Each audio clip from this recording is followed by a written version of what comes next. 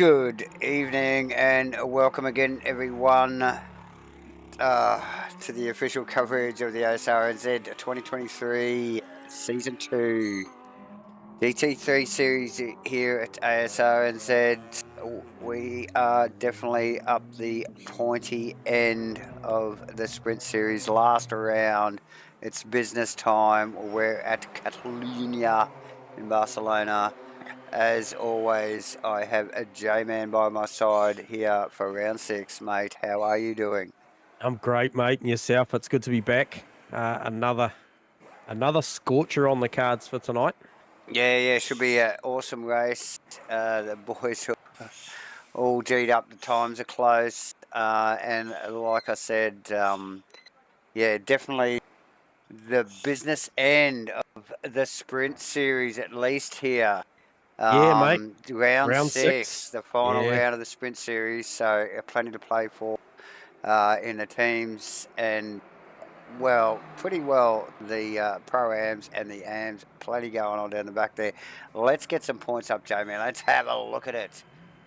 Yeah, as you mentioned, so as we round out this this sprint series, been a great series. I'm assuming we got 20 cars in again tonight. So if we start at the top end of town, Davo, we have got Vic Chan, 295 points over John McDonald on 253, but Jordan Moss 1 point behind in third position there for the pros. Sam Carson, I'm just going to sort out the audio on that because that is horrible. There you go. Sam Carson in fourth. Mark Mudgeway absent for the last couple of rounds. Probably going to take a hit here to Shane Fodderdo in sixth. Aaron Enright still doing a stellar job in seventh. That's your first of your pro-ams, mixing it up with the pros. Over Adam Falconer, Mitchell Campbell, and then Vaughan Martin, the second of the pro-ams, mixing it inside the 10 overall. So very, very good job there. And a bit of a shuffle round there from what I saw from the week before is Steve Melling, P3 in the pro-am class, P11 outright, is a stellar job for a guy that we do know does fire really consistently throughout every season that he's attended at Asrnz, and I think that's every season we've ever run. For sure. And then we got the likes of Brad Robinson, obviously again a pro, just down in amongst the pro-ams. Also Nick McIndoe down in amongst Rusty and Riley there as we move down to 15th. Jeff Burst, Phil Davison, Bear Grylls, Kenny Simpson, Phil Turner, Mitch Cole, Bobby Laycock. The list goes on, J-Man. Let's have a quick look at the pro-am and am stuff here.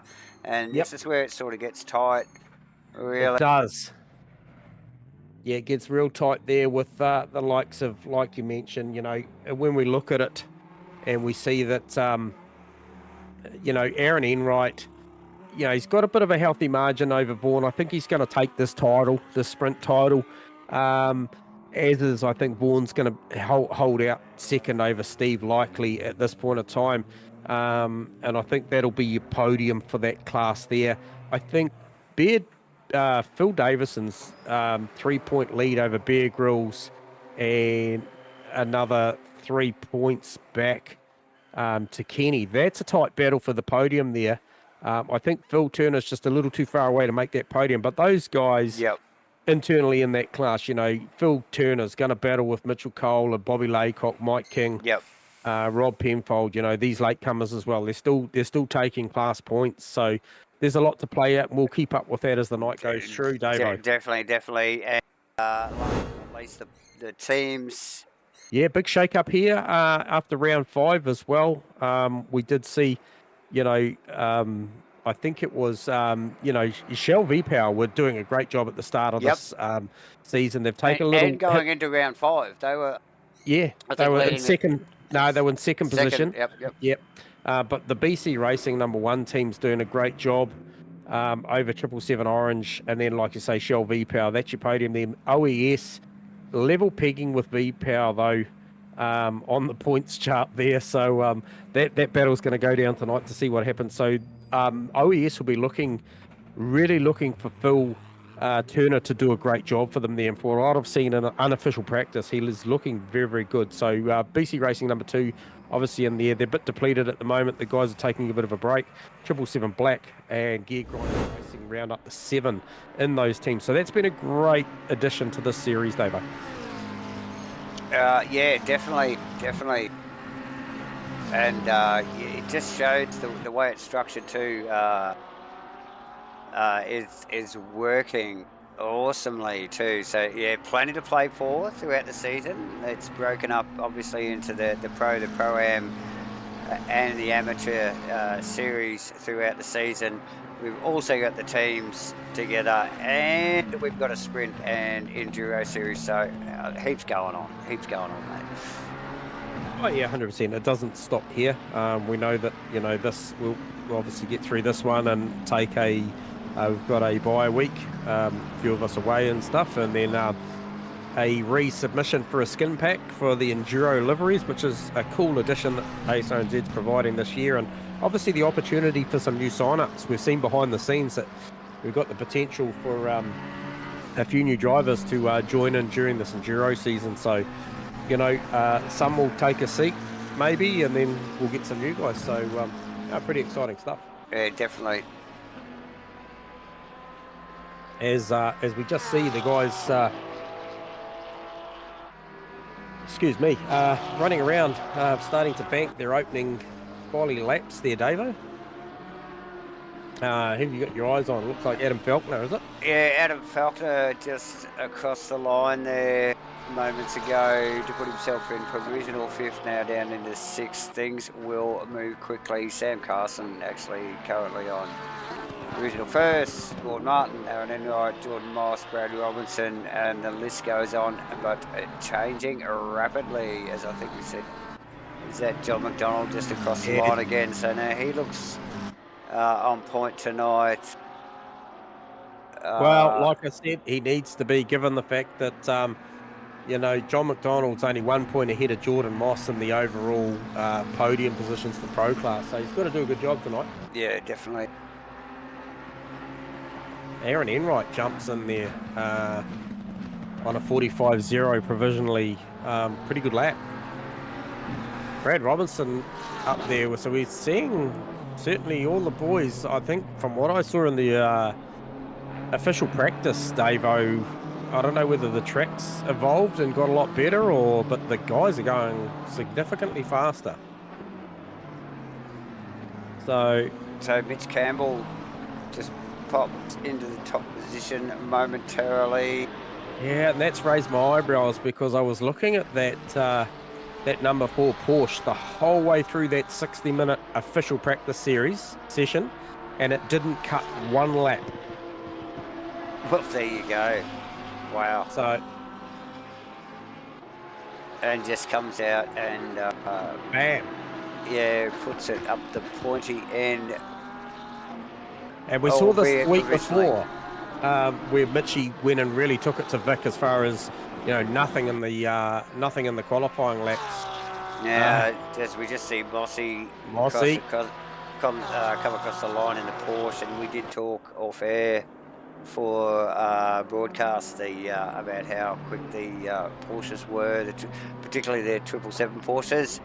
So yeah, no surprise to see Mossy just pip that top spot, even if it may be fleeting.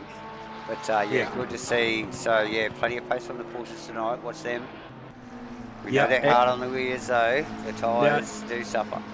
Yeah, and I just want to touch on that from something I've seen. Obviously, viewers, we're going to bring you back up to speed. Is that there is 3 sets of tyres to go through effectively 6 sessions, 2 qualifying, 4 racing stints. So it's a big ask in these hot conditions, and you can already see that the likes of Aaron Enright, Brad Robinson, Steve Melling, have already parked these cars. They're not going to extract too much out of these quality tyres. They obviously feel that's enough. Yep. And they're going to bank some credit for later on tonight, because you better believe that by the time these guys get to stint 2, because there is a mandatory pit stop in both races here, and they must change tyres, that there's not going to be a lot of stock left. No. So are these guys playing a smart card and saying, hey, look, that's all we're prepared to extract out of these tyres and take our pain and quality for a better race car? Quite possibly, quite possibly. Yeah, As we see, Ethan Kyle, BMW very slow around here. Yeah, we heard that during the week, Ethan. Yep. Yeah, definitely the BMW's not flash, but at the hands of Shano, we'll see what he can do. yeah, definitely. We've seen Shane really pedal that BMW throughout the season so far.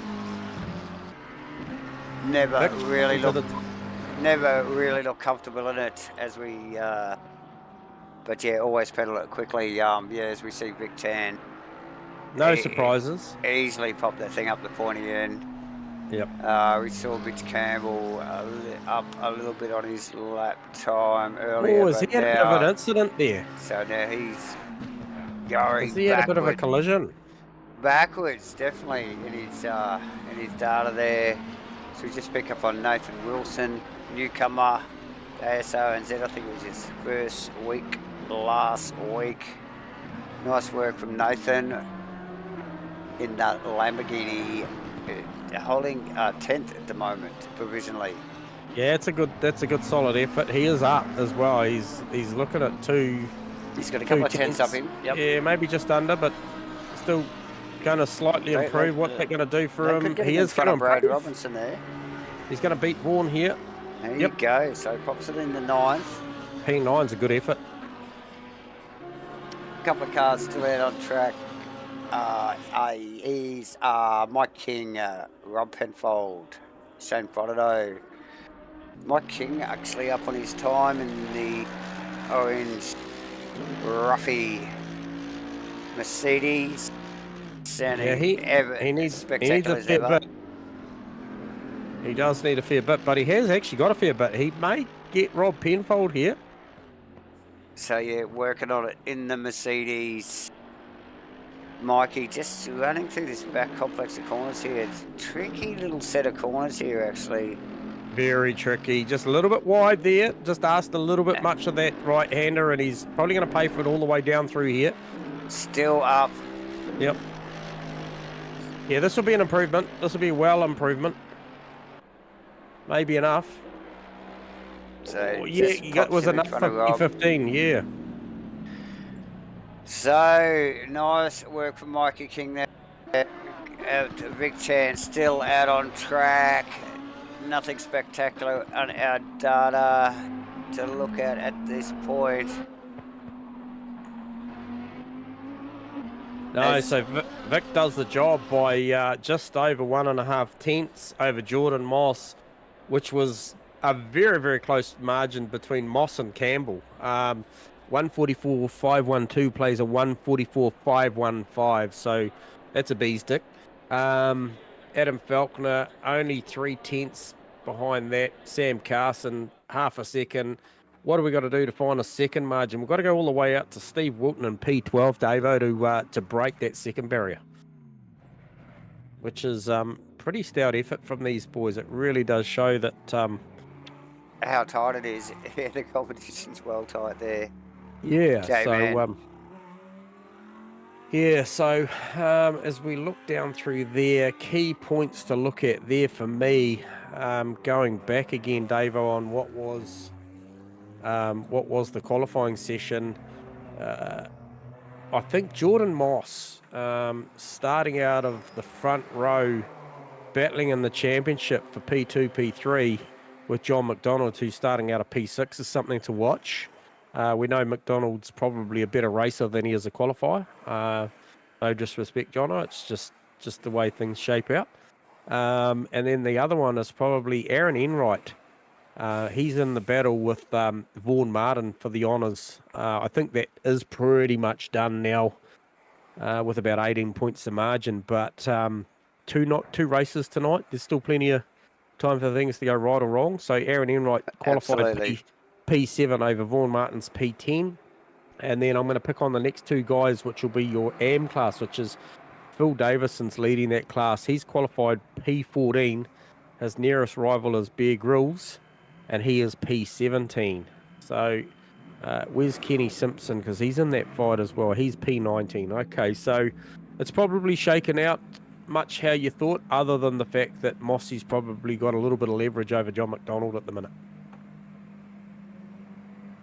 Yeah, well, definitely, just given the qualifying times, we see 3 Porsches there in the 2 front rows, and then a gaggle of McLarens with a little bit of a splattering of Ferrari and a Lamborghini thrown in for good measure. Yeah, can you just bring up the team graphic for me one more time, please, Davo? I just want to have a look. I just thought I saw something interesting there, given that BC Racing, number 1, okay, 277 over 276 over 777 Orange. That's going to be a tight fight this round. I tell you what, it's going to be real tight. Now this doesn't get settled after this round. This team's championship powers on through the Enduros as well, so that's going to be an interesting one. But I feel like with the likes of how Phil Davison's travelling at the moment, I feel like 777's looking pretty good. However, Farmer is back, and I believe he's part of the. Is he part of the John McDonald stable? I think if he is, I think that's a good looking. Yes, I think so. Yeah, so that's pro with a Pro-Am. That's a good looking option for tonight as well. Sounds like we might not get Jarks until maybe race 2, because he's waiting for an aeroplane. But nonetheless, Bear Grylls will be doing a great job in the 88 Ferrari for Steve Malling in the 713 Ferrari. So go Shell V-Power, go 777, go OES, and go BC Racing.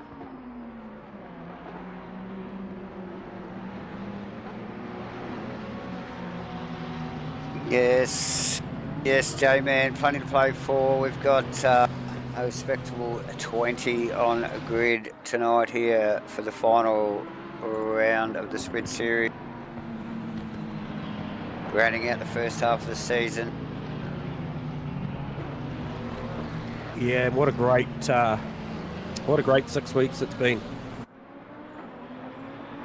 Oh yeah, some top-notch racing, mate, across the board actually. Right from the get-go. Yeah, the boys haven't failed to deliver some good numbers here and there.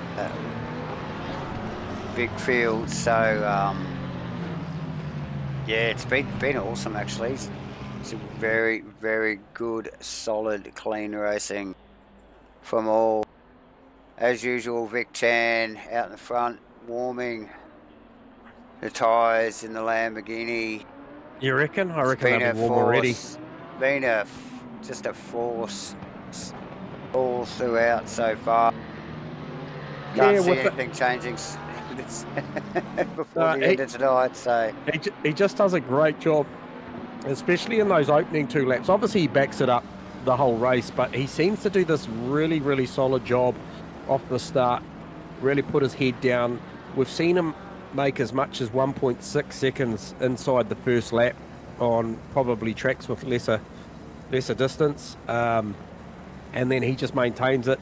You know, I guess what Moss and Campbell can't do here is get engaged, and Falconer as well. So that's, you're looking at 3 Porsches in a row there, P2, 3, 4, all Porsches. We mentioned how good they were. They can't get engaged in a battle. They've got to go with, and they've got to attack straight away. So as we see them dual file coming down this 1,040 something metre front straight, Davo. Yes. As we go green for the round 6 here at Catalunya, the Asrnz 2023 GT3 Series.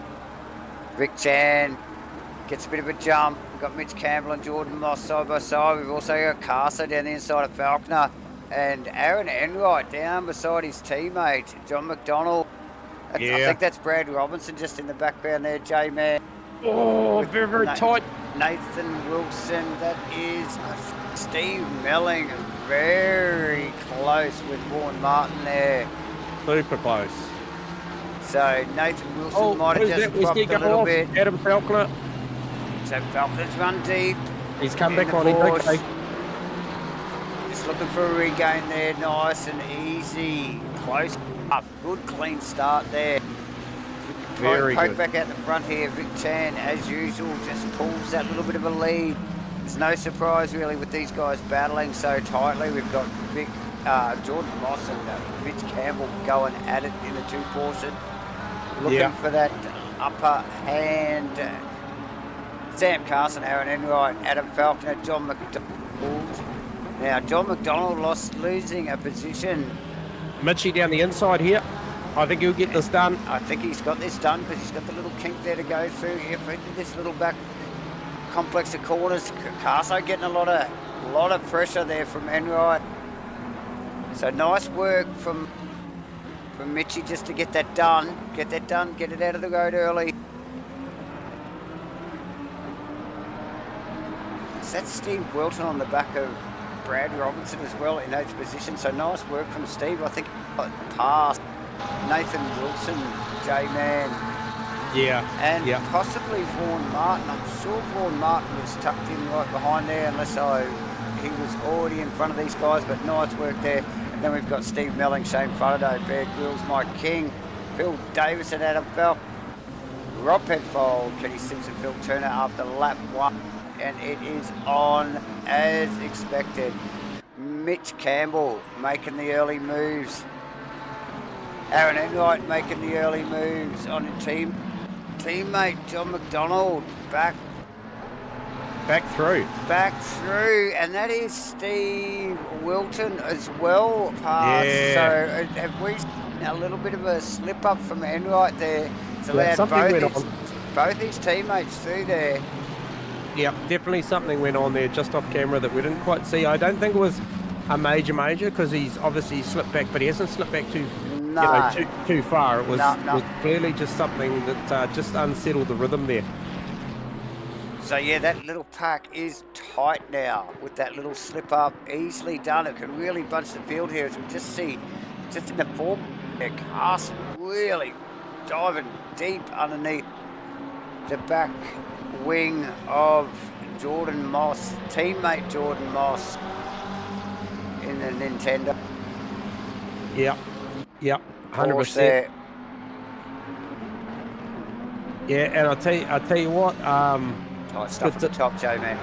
Yeah, very, very tight. Good to see John Carter on. Great to see Luke Compton tuning in. Good to see you on the stream there, Crompo, having a bit of a watch. And I did just watch Shane Faraday just look for that similar move that Mitchie Campbell made on Jordan Moss down onto the left hand at the end of the straight there. So didn't quite make it, got close, but Steve-O shut the door. But Steve-O's in a great position, P11. He is, definitely, as we just see Steve Wilton actually move aside and allow Enright back through.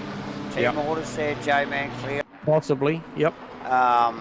Clearly moved over and let Aaron Enright through as we just see the pit window opening. Mitch Campbell and Jordan Moss still very tight. Carso right in behind.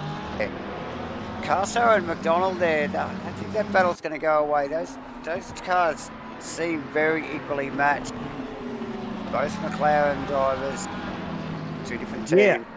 Yeah, and I wondered whether John's starting pressures weren't that great because he didn't look that flash off the start. I heard you call that he lost a position or two, and then he sort of just regathered now. And even the Mitchie Moss battles kind of equalised. So Mitchie got through. I thought he might have tried to check out up the road and chase down Vic, but Vic's already blown that out to 3.7. We mentioned what he can do inside one lap, but he's pressing on.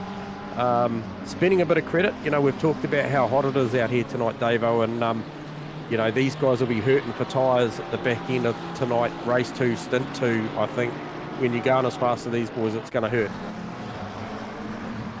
Oh, for sure. As we just see Phil Davison and Rob Penfold. Phil making a little bit of a mistake there, actually just coming through that little final. Very awkward chicane that. Not a big fan J-Man, but Barcelona's a lot better place without that little chicane there. But yeah, make a little mistake there, letting Rob Penfold pass in the Aston. Really contested down the end here. Penfold moves, gives him space, has him back through. Yeah, it looks uncontested there. Just let you know that Shane Fodderdo is the first of the pit stoppers. That's a super early stop. Shane looking to make amends for what was an absolute nightmare in the pits last week. If you remember, he was one of the guys who got the first stop go 30. So came in. I could tell you it looked good. So I'm thankful for him because Lambo's got a plan. He's got a plan. Track tonight, boys. Last week was awful. Track temp at the minute is looking very much like I think we've got 30. What do we got? 31 ambient, 40 degrees track. So she's pretty warm out there, boys. I think that's the read I've got. Yeah, 31 ambient, 40 degrees track temp, John. So yeah, she's pretty hot out there, mate. These guys are going to have to manage what's beneath them. All right, so just picking up. So you're obviously still engaged in this battle with Mitchy, Moss, McDonald, and who's on the back of that? Is that Brad Robertson? That is Brad Robertson, J-Man. And McDonald peels out, early stop. Look, well, it's a good idea to get out of that battle, but so early, J-Man, is that the right move? He will soon find out. That allowed Aaron some clean air in front of him as well. That is Brad Robertson, like I just mentioned, just in front in fifth position. So yeah, Carso is the next car in question, just really putting some to and fro pressure on Jordan Moss.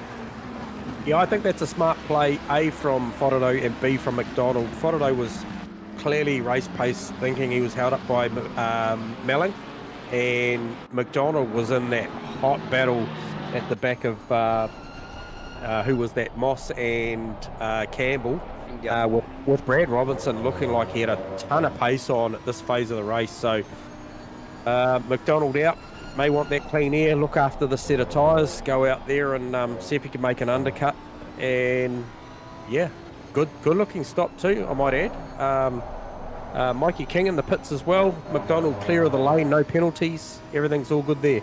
Okay, so two of the boys that made major errors last week in the pit stops in early tonight, and with good clean stops. So yeah, just getting that monkey off their back there, J-Man.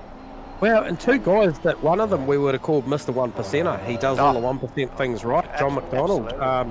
But that said, Shane himself is pretty disciplined when it comes to all things racing. So really surprised to see those mistakes last week, and it definitely hurt. It did, but like we say, they're in and out and on their way, and hopefully they can just get that nice clear track and move forward. What's the chances that Vic Chan's going to throw this set of tyres away after this stint? Because if you're going out doing 44 5s and 44 7s and 40 degree track temp, I don't suspect he'll be using these again. Probably not. Actually, we just saw a 1 degree fall out of the track temp. So what time is it? It's 12:30. It's time scale by 2, boys. So yeah, we've just seen a little bit of temp fall out of this track. Just 1 degree. They probably won't notice it. I don't think J-Man. So, but yeah, good data all the same. As we see Carso just really start to lean on the back of these two Porsches. Mitch Campbell's lost that initial vigour that we saw, and now Mossy starting to fight it. Martin with a lose, which has yielded that position to Melling, and he could be vulnerable here. No, Falcon is too far back. So just an unforced error for Vaughan Martin. Not sure what happened there, whether he's playing around with buttons. I guess if we see him come into pit lane this lap, that might explain it. But yeah, an unforced error for Martin sees Melling go through for P9, pushes Martin back to P10. But As you were, that battle there, Carson in the lane gets out of that. Yeah, as we pick up on Melling there, J-Man, carry on. That was tight. That was tight. I suspect if he was looking for some margin in the race on pit road, that would be as tight as you get, because I was watching the speedo as he crossed the control line and it was super, super tight. That is Sam Carson I'm talking about. So we'll see how this one shakes out. Definitely.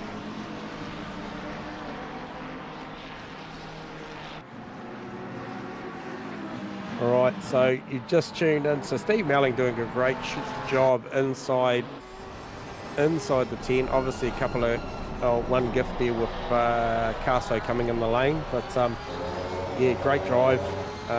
Talked to Steve-O earlier, told me all the idiosyncrasies of the car, what he was looking for, what he wasn't. I think he's looking for a pretty consistent measured drive given the conditions. Carso leaving the lane. Where does this play him into McDonald? Remember, McDonald was looking for the undercut. This is going to be tight. This is going to be really, really tight. Is McDonald going to get him? He may round him up around the outside. There may be contact. It's going to be tight. He's going to have the inside line. Does he yield? Plenty of curb. John McDonald got to get off the gas. Gives that back to Sam Carson. That was very, very tight. Very tight. Shut the front gate. I tell you what, if you're looking for an undercut, McDonald, it was close. Well, it's close enough. He's right there, so... Yeah, beautiful piece of driving by both those guys, and it's carried on. McDonald's hungry for this. Carso covering. This is not going to go away anytime soon. I need to just leave you with that, Davo, and I'm just going to keep my eye on who's the other guy looking for undercut. I'll tell you what, there's a little air gap between Mitchell Campbell and Jordan Moss at the moment. There's a bloody huge air gap between Vic Chan and Mitchell Campbell, but that's nothing new. But Aaron Enright is ranging up with Steve Wilton on the back as well into that battle. So what's your read on McDonald over Carson at the moment? It's probably called in the second lap. These cars look very close. Obviously the same mark, but the cars have looked very similar performance-wise leading up. So yeah, it'll be a tough battle. I think McDonald in the position that he's in at the moment is only going to give so much before he's going to have to stop leaning on the tyres as he goes for the lunge. Really aggressive inside move. Really had to force the issue. Carso was not going to give it up lightly. Left just a McLaren's with space. Yeah, McDonald to go to. So he was coming through though, wasn't he? It was like that was forecast. Like, dude, I am coming through.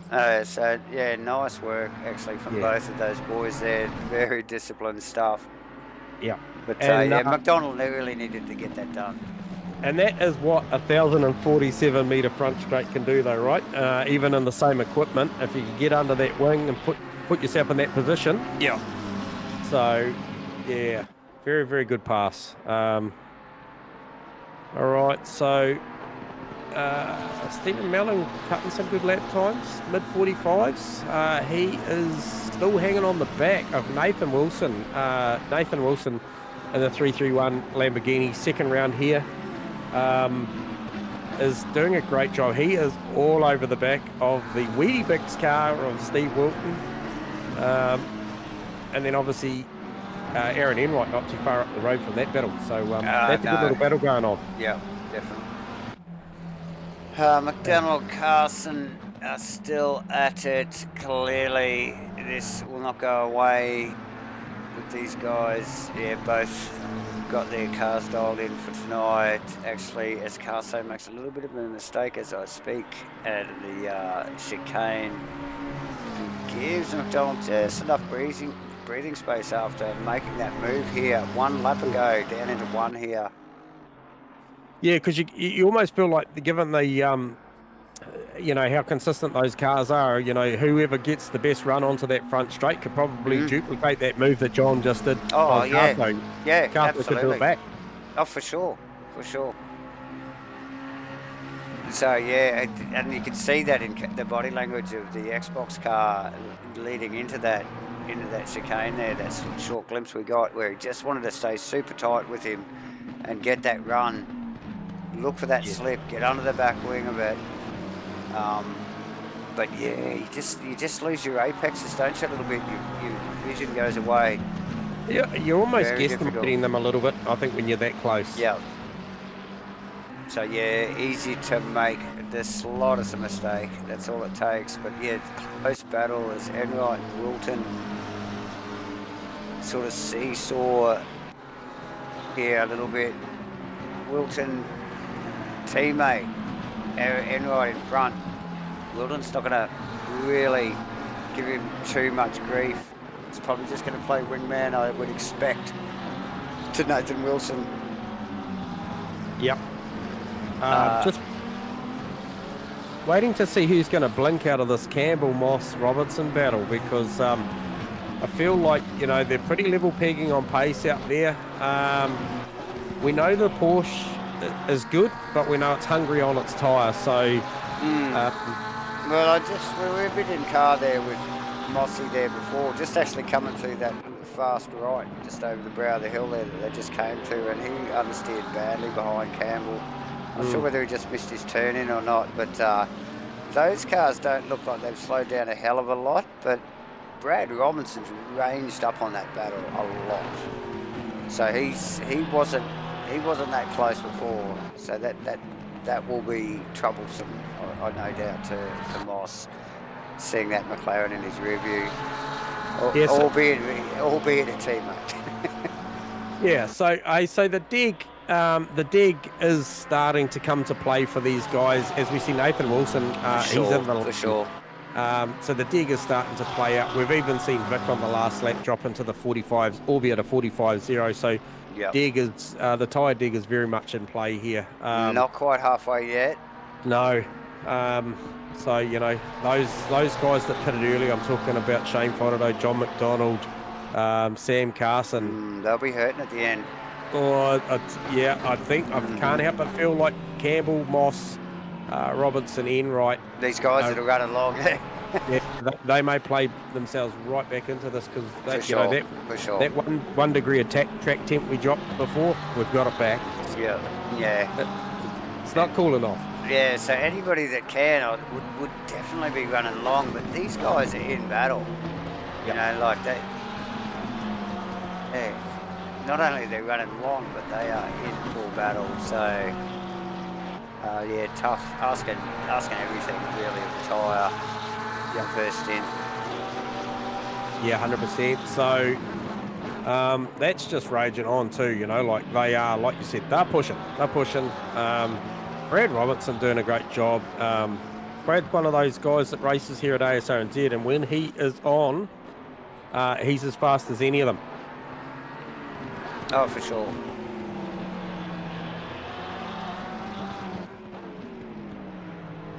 So yeah, tidy stuff from the boys up the podium. It's pretty well. That's Jordan Moss peeling off into the lane. That's Jordan Moss going in, but that's the best of the rest after Rick Chan at the moment. That is second, third, fourth running there as we just see Mossy roll in. Well, that was another tight one, much like Sam Carson's. That was very, very tight to the 50k speed limit. I think he may have got it, but yeah, it was certainly pretty tight. And I did notice there. Did you just see him? He just drove past Nathan Wilson, who came in for his official pit stop and hasn't left the lane. So I'm not sure what's happened to. Okay, there you go. The 331 Lamborghini, but it has not left the lane as we are 50% way through race one. We are.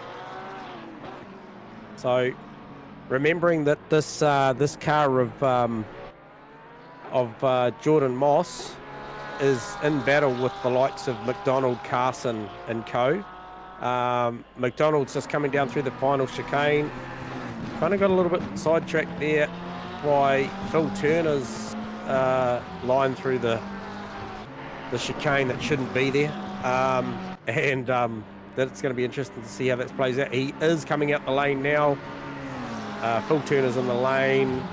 McDonald's going to get the job done. Casso surely will get round the outside of that Porsche. Yes. Easily done. Yeah. So Moss plays himself back into this battle, though. You know, he for sure. He has got far better rubber than these guys. And the Porsche particularly handy around here tonight. So yep. Can with no doubt apply the pressure. Mitchell Campbell going to cover off that undercut. It's coming in the lane. Oh, I believe he spared. I'm going to call it. I think he's going to cop one here. Asking too much, but possibly from Mitch Campbell here. We will soon see. Yeah, I think this one will be tight, boys. I think if anything, we may see. It's going to be as light as possible. Maybe it's a drive-through. It'd be painful to see a stop go 30 for that, because I believe it was probably only 4k an hour in it at best. So we'll see what happens there. Nonetheless, Vic Chan still leading the way out there. Some 14.7 seconds the better over Brad Robinson, Aaron Enright, Steve Melling, Adam Falconer, Vaughan Martin, Bear Grylls, Phil Davis and Mitchie Campbell, who is in the lane, replaced by Steve Wilton. But that was your running 10. Obviously, majority of those guys are just called, do have to make their official pit stops, as we see Mitchie Campbell come out, and he actually got that bang on the button. So that was the Aaron Enright. I think it was Carson and McDonald just flicked past him as well, J-Man. So very lucky boy. He will be breathing a sigh of relief, no doubt, after rolling out there cleanly. So hang on a minute. So Mitchell Campbell's come out, and he's behind McDonald. He's behind McDonald. But McDonald came in early. Yeah, but what I'm saying is those guys have clearly undercut Mitchie Campbell. Yeah, well, Moss at least. Oh yeah, no, because it wasn't. They've all got him. You got to remember, Mitchie was running P2. Albeit Mitchie's got the better tyre, he is definitely the guy that's the undercuts just really duped him there. He's so made a mistake there somewhere. It was the battle with Moss, but then Moss has got in front of him as well. So tough call. And you were thinking he'd gone in too deep. Maybe he should have gone in deeper into the pit lane, J-Man. So yeah. Well, I thought he went in too deep, so I think he's got that right. So I'm not sure whether there was I didn't see him have to back up on the jacks in the lane, but he's clearly obviously had a worse in-lap than those boys somewhere along the line, as we see Brad Robinson, Aaron Enright, battle on pit road. Can Aaron Enright get Brad Robinson? Not quite, but they are trundling down pit lane, and they will come out behind McDonald, Carson, Moss and Campbell. But I tell you what, it's not going to be as far as you think. As Brad Robinson comes out, is Brad Robinson actually going to get... Oh, that's Moss and Carso there. Both going to get him. Although Mitchie's up the inside of Enright. Side by side into one. Only just, Davo. Oh, that was so tight.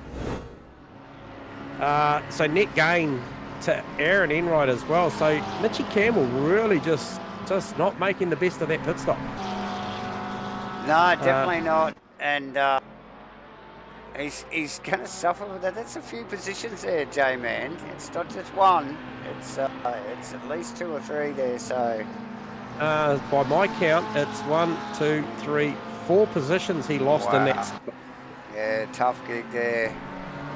Oh, so who's that? Is that Mossy on Carson looking for a move down there? Get it, but yeah, so a couple of laps ago there, just as the other boys were coming out of the pit lane, Brad Robinson and Aaron Enright and the like. So yes, lots going on. It's really bunched the field back up quite a bit actually.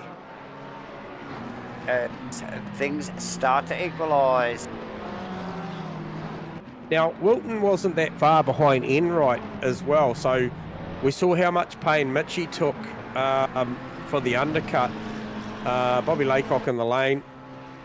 He's going to watch this, make sure he gets this right. Yeah, good job, Bobby. Well done.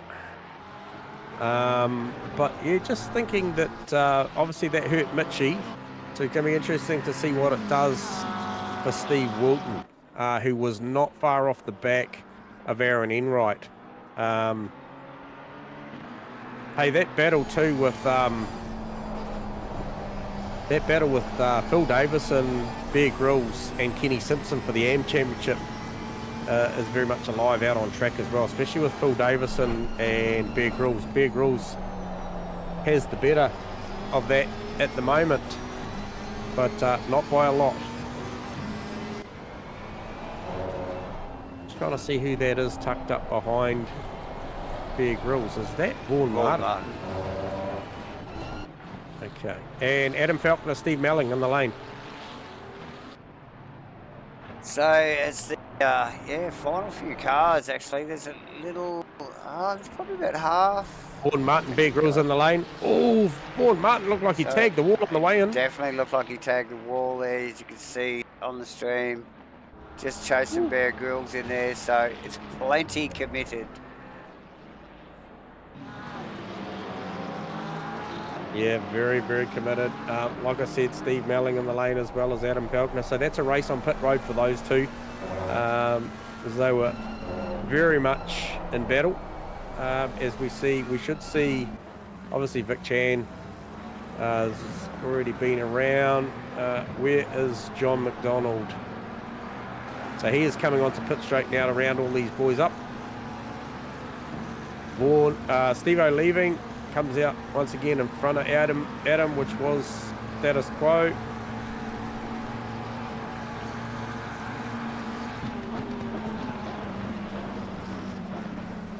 So where do these guys play themselves in? So Steve out still in front of Shane. Shane splitting Melling and Falconer by the look of it. So Shane after that early pit stop.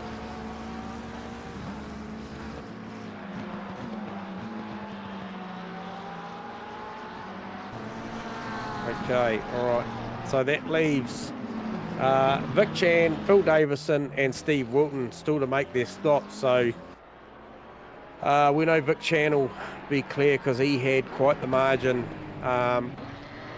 over everybody to do that. So he'll comfortably come in, change those tyres, and get back out in the lead of this race. However, Phil Davison is about to come in the lane after he just got held up there by Bob Laycock. So he'll make his stop as he comes in the lane. Just watching him and gets it well down to speed well early. And I would expect Farmer's going round again, but this Phil Davison battle, so he'll come in, wasn't that far behind Bear Grylls, and I can tell you now on Bear's entry on his inlet for the pit lane, he had an absolute shocker of a entry exit to the pit lane, and I think that's what maybe upset Vaughan Martin as they come in the lane, because he was sort of at all sorts about where to go and where to place the car. So that could have closed the margin between Phil Davison and Bear Grylls, because Bear Grylls is oh yeah, and he's just had to back the car up as well, so potentially expect Bear Grylls to actually stretch that margin out, because he was actually in front. So yeah, thought there was an opportunity there for Phil Davison to split that margin, but having to back the car up, that won't help. No, definitely not. That's not the margin you're looking for. No. It's a bit of a step backwards, so yeah, and that's one of those 1%ers we keep talking about. So what you're looking at here, you got this Brad Robertson, Mitchie Campbell, Sam Carson battle going on. I reckon Jordan Moss is breathing a sigh of relief that he's got 4 or 5 car lengths off this battle at the moment. Yeah, 4 or 5 car lengths is probably not enough, but yeah, definitely probably breathing a sigh of relief. So it's just this different age on the tyres coming back for Mitchie Campbell. He's got better rubber underneath him. than not so much Brad Robertson, but No, certainly Brad. Sam Carson Yeah. and Jordan Moss. He's got better rubber than both those boys, so what can he make of it? So yeah, plenty going on there. Faraday actually still battling with now, or should I say now, battling with Falconer as well. Faraday commented how slow the BMW was around here during the week, and yeah, really struggling for pace. Yeah, sitting in top 10 at the moment, but yeah, Falconer could easily slip past that car. We've still got a little under 9 minutes to go, J-Man. Yep, Wilton to pit as well. Bear Grylls exiting pits. I'm not sure why Bear Grylls was exiting pits. Did we miss something there? Did he get a stop go? Did anything happen there?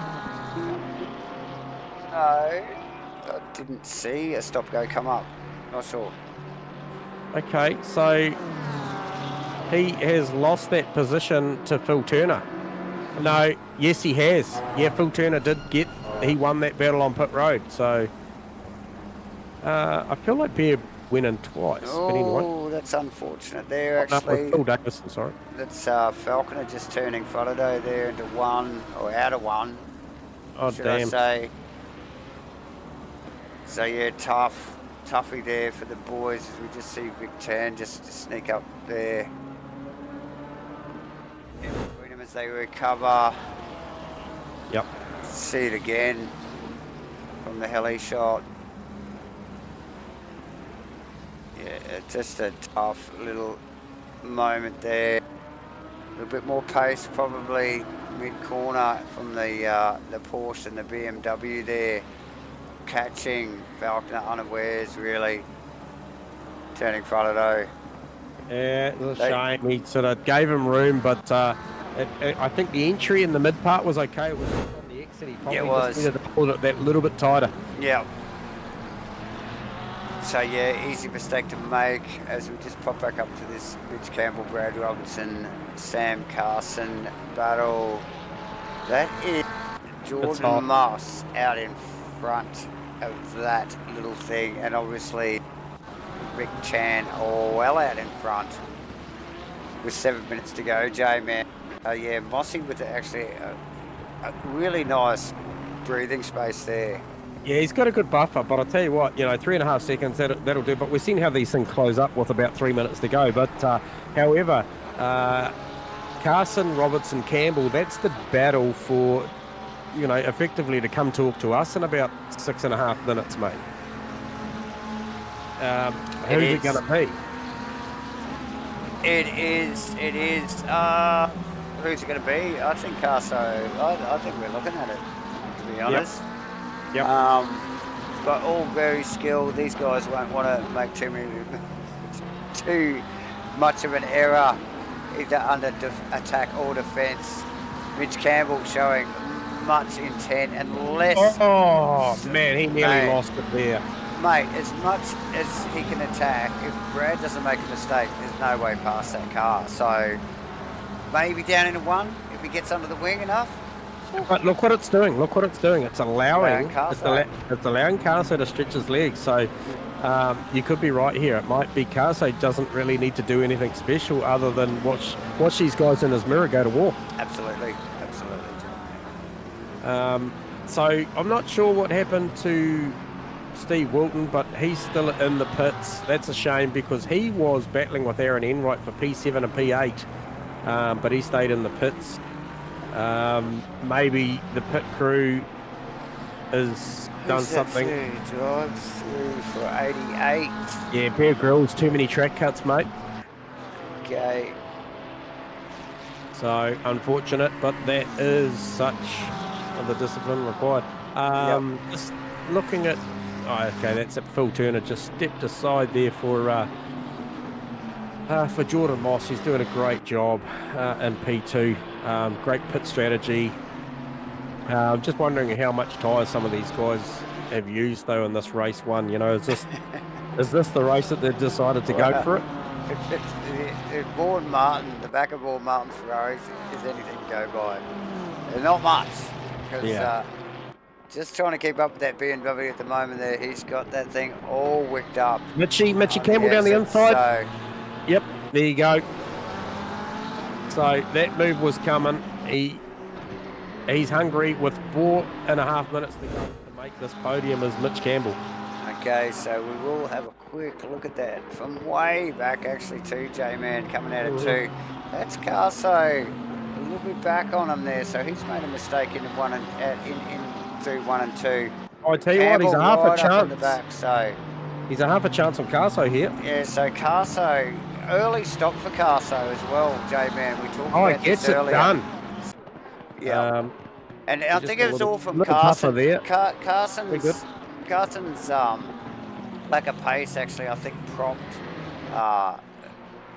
Brad Robinson a little bit, and Yep. So I think that made that initial pass earlier, but then Carso's struggling badly from then on and allowing Mitch straight through. I don't think he really got his rhythm back quick enough. Does Brad Robinson have a crack with only 3 minutes to go, J-Man? Well, they get a move on because they're currently lapping in the 47s, and McDonald and Enright are lapping in the 45s. So they got to go. They got to go because McDonald, Enright are coming. Yeah. It'll be a little too late, I feel. Yeah, McDonald, one of the early stoppers too, J-Man. I think, he might be able to chase up to the back of these guys, but man, has he got it in reserve? Has he got anything else? Has he got a pass? You know what I mean? So, tight stuff. As we close in, 2.5 minutes to go, as we just focus on Robinson here. We've seen Mitch Campbell just blast past Robinson and Carson to put his car back in 3rd position. In behind Mossy, in 2nd in the Porsche. J-Man just mentioned McDonald and Enright on their way, the BC crew. Yep. Steve Melling in 8th, Falconer in 9th, and Fodado struggling with the Sherman tank. Yeah, but still, P10. P10, he's doing fine. It's just, he has got Vaughan Martin all over his ass. Really applying the pressure. Not long to go now. J-Man. Yeah. There'll be a couple of laps. One more lap. Where's Vic Chan? Yeah, there's going to be one more after this. Yep. However, that battle you just mentioned with Fodado and Martin, I think, if there was an award for the most defensive driver in this field this season to date, it would have to go to Shane Fodado. He has done a fantastic job of driving that thing everywhere he needs to keep these faster cars behind him. So, like I said, I've said it many times actually in the last couple of rounds, just he has not looked comfortable in that car all series and done a bloody fantastic job throughout. So, kudos to him. As we just see Carso just step out a little bit there, I think Brad just with a little bit of a wriggle and just thought he might just consolidate, just hold his position. He's in the top 3. No, he's not, should I say. Brad Robinson in 5th. But don't want to make a mistake now. He really does, like you said, J-Man, got to concentrate on John McDonald. They've got another lap here to go. Yeah, and McDonald's closing this margin. Really quickly. He's not going to make, as we see Vic Chan start the final lap of this race. Yep. And actually, in the 44 still, 44.955. Obviously, he's changed tyres recently, so he won't extract too much out of these tyres. We've seen him really go on the go slow when he bolts second set of tyres on if he's got margin. Very calculated driver. But as you mentioned, so McDonald really coming on. What sort of margin? He's around about 0.8 of a second behind us. We've got a car facing backwards on the front straight. Was that Bear Grylls? No, that is Bear Grylls by the looks of it. Oh, that's a hell of a scene. That is a hell of a scene. It looks like the tyre tracks, when he's left pit lane, he's looped it up across the track when he's left pit lane. So, the officials probably want to have a look at that.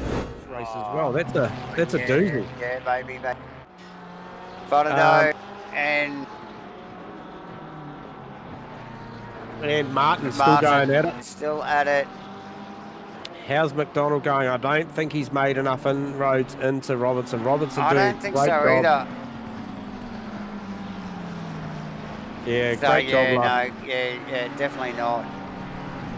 So, yeah, I think Robinson just consolidating there and just keeping a cool head there.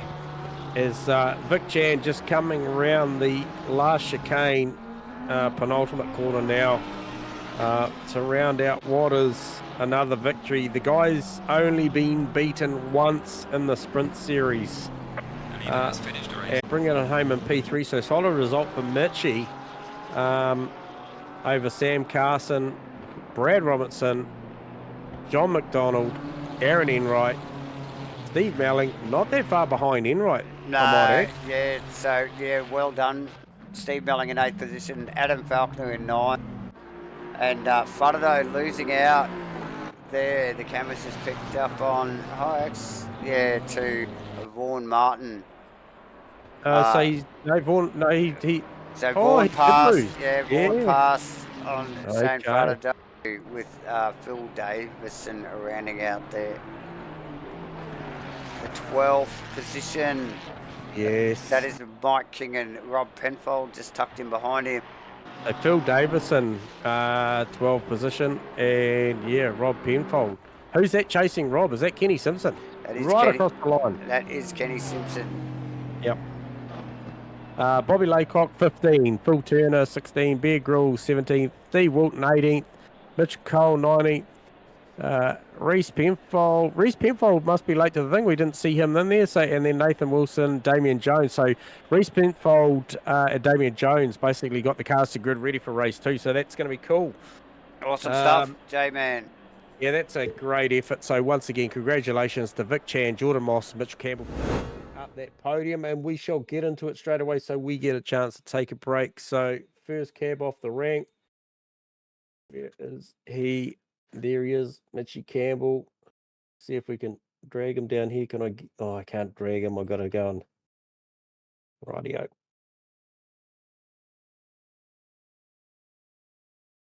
Mitchie, you got us on comms?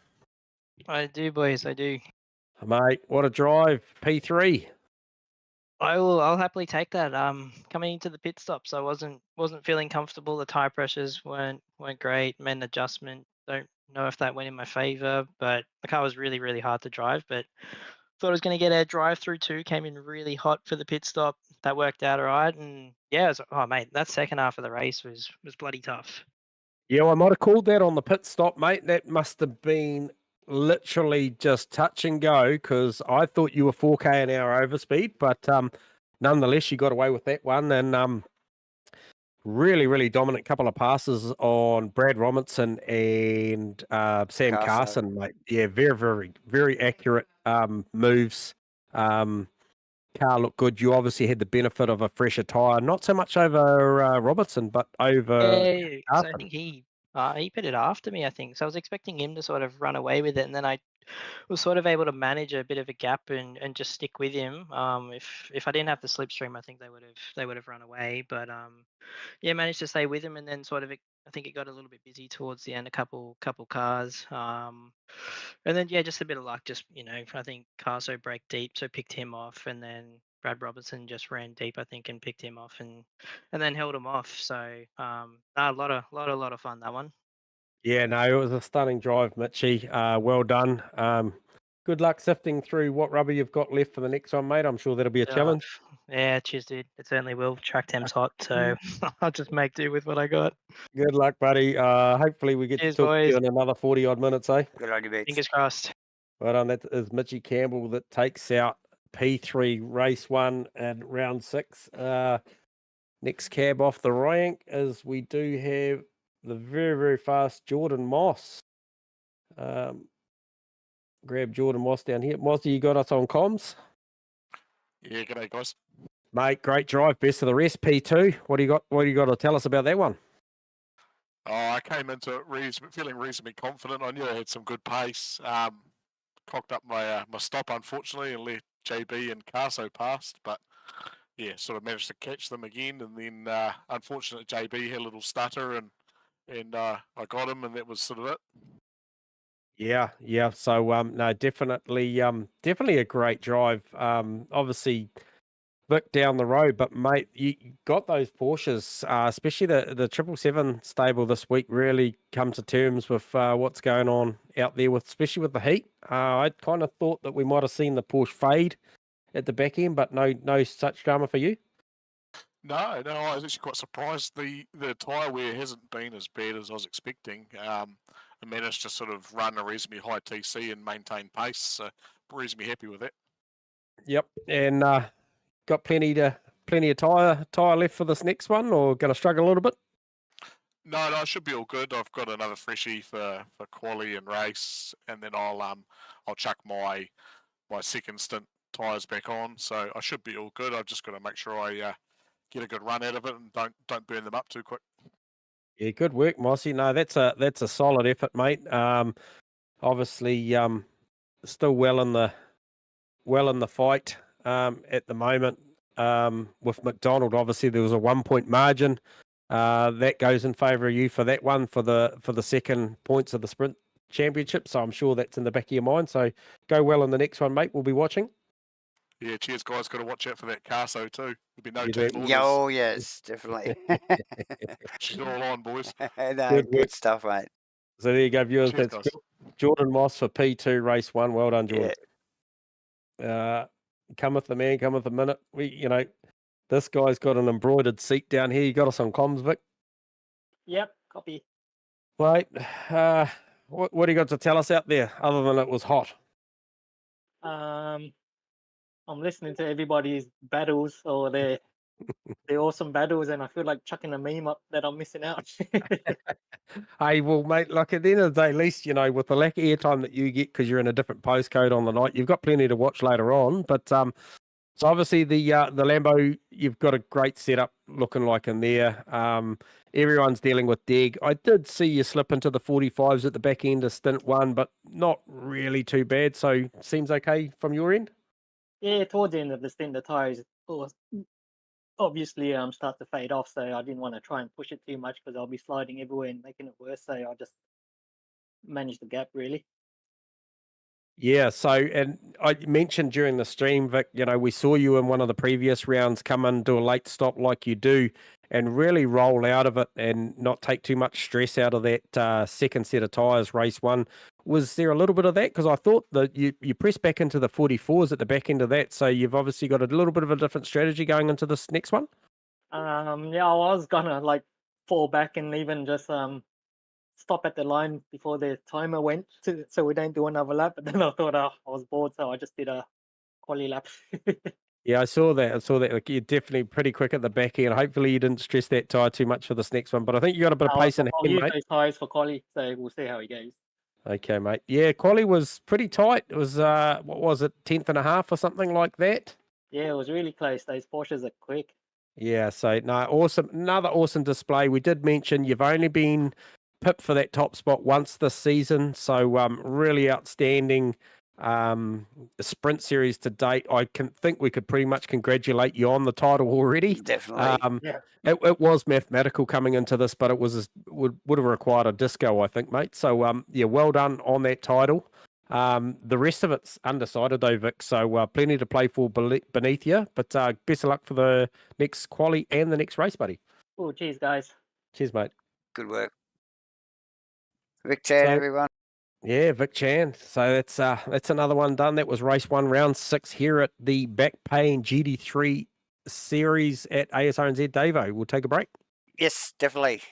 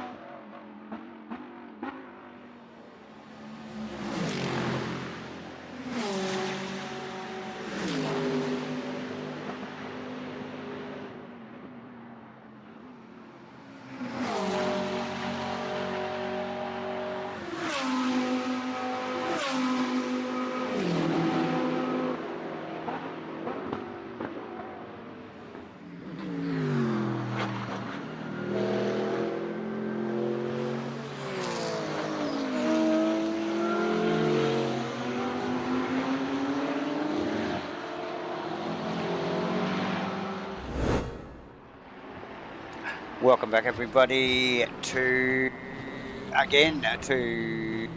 Asrnz 2023 Back Pain GT3 series. You've joined us for qualifying 2, actually, before race 2. Cracking a race we've just had. This is round 6 at Catalunya.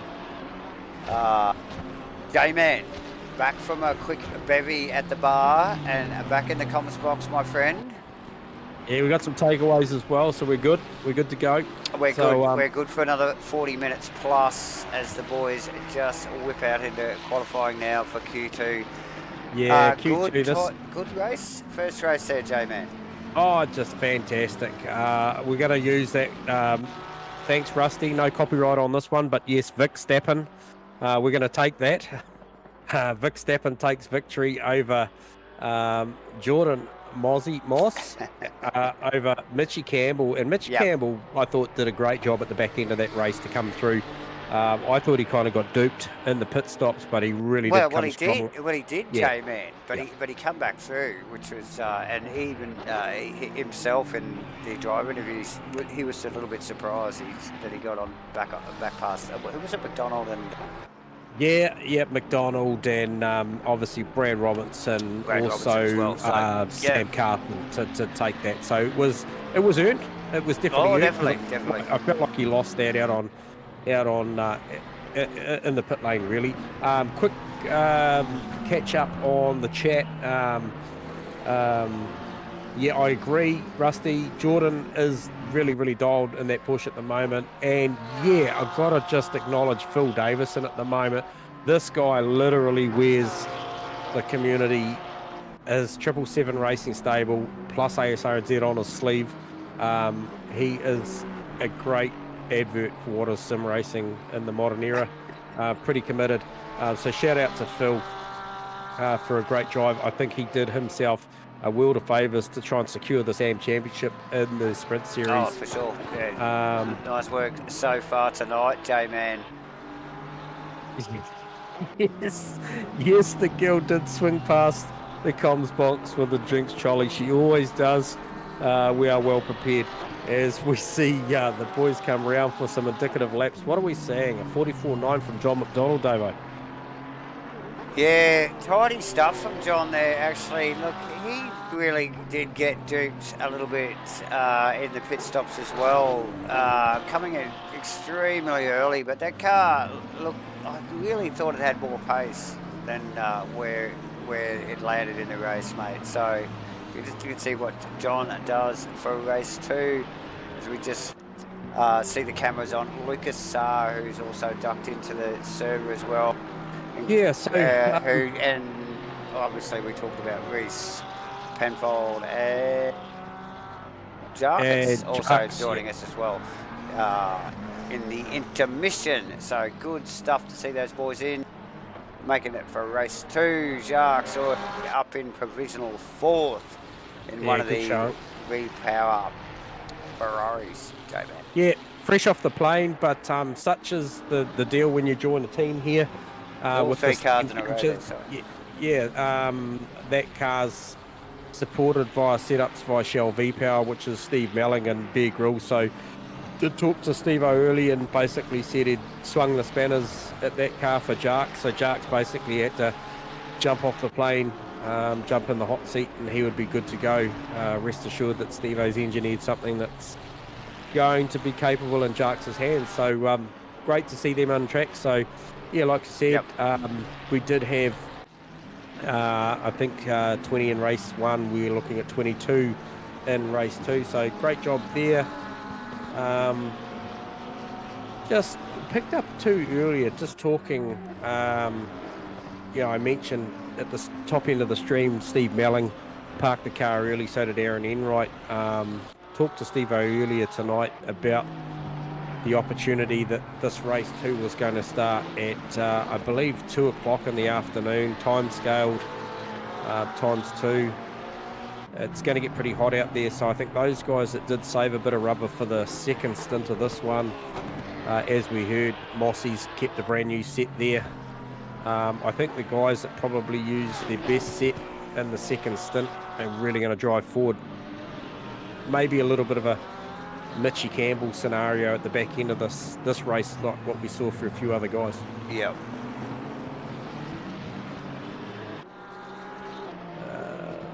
Mitchy Campbell to the top on a 4.7. Vic Chan banks a 44.9. He was going to reuse those tyres from stint 2, I believe. I think he said. Yeah, I think it was something like that. Yeah, so be interesting to see what he can extract out of these. Track temps just slightly ambient and track temp just slightly higher than what we saw. So a little bit of pressure adjustments for these guys going into this one.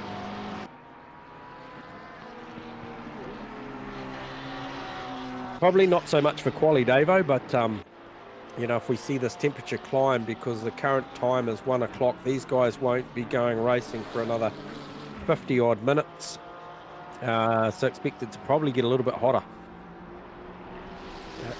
Vic, what's Vic got up his sleeve? He's got a half a tenth, climbing towards a tenth. What will that do for him? It won't be enough because Jordan Moss has banked a 44.4. I think we saw a 44.3 take pole in race 1. Nice work from Mossy there. Puts it in the garage immediately. Yeah, he's parked it. He's happy with that. Wilton's parked it on a 44.8, and I think I would as well. That's a great lap. McDonald's parked it on a 44.4 as well. 4.65. Plays a 4.47. That is very, very tight at the top end of town. That is close. And Mitchy Campbell not that far off that, so... Yeah, he's just trundling. He is literally just idling around the outside of what appears to be... turn... I can't quite make it out. Is it turn 2? Has he run out of fuel again? I'm not sure what's going on there, but it's around the back complex of the track there, J-Man. He's trying to get up over the top of the hill to roll down to the pits. Yeah, Vic's going to get another lap in here because this one's not going to be good enough from my calculation. Oh, sorry, he started another lap, so he needs to build on this. As Adam Falconer goes and fires a 44.4, and so the top 3 places are all 1 minute 44.4, so that's 3 in a row. Wow.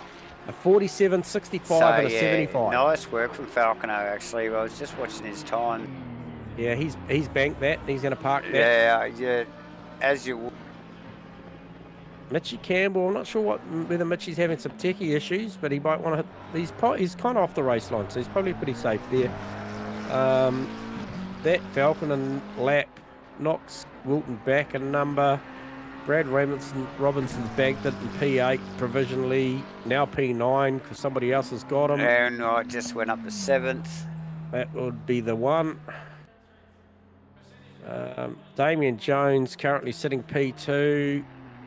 P10, sorry. I was just looking, he had nearly a tenth up his sleeve. What's that going to do for him? Not a lot.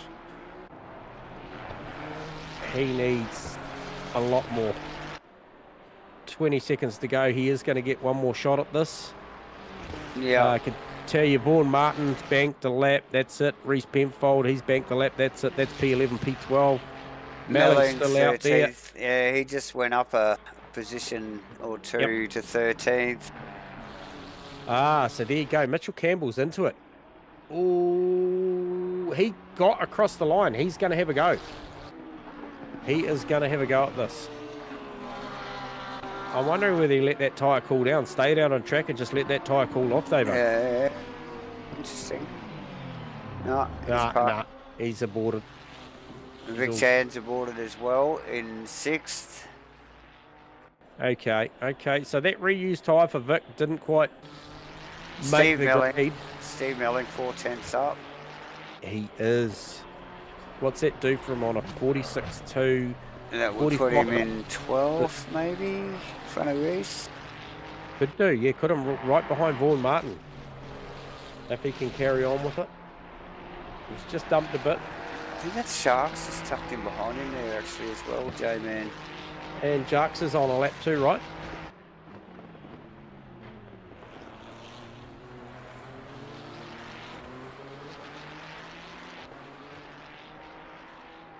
Yes.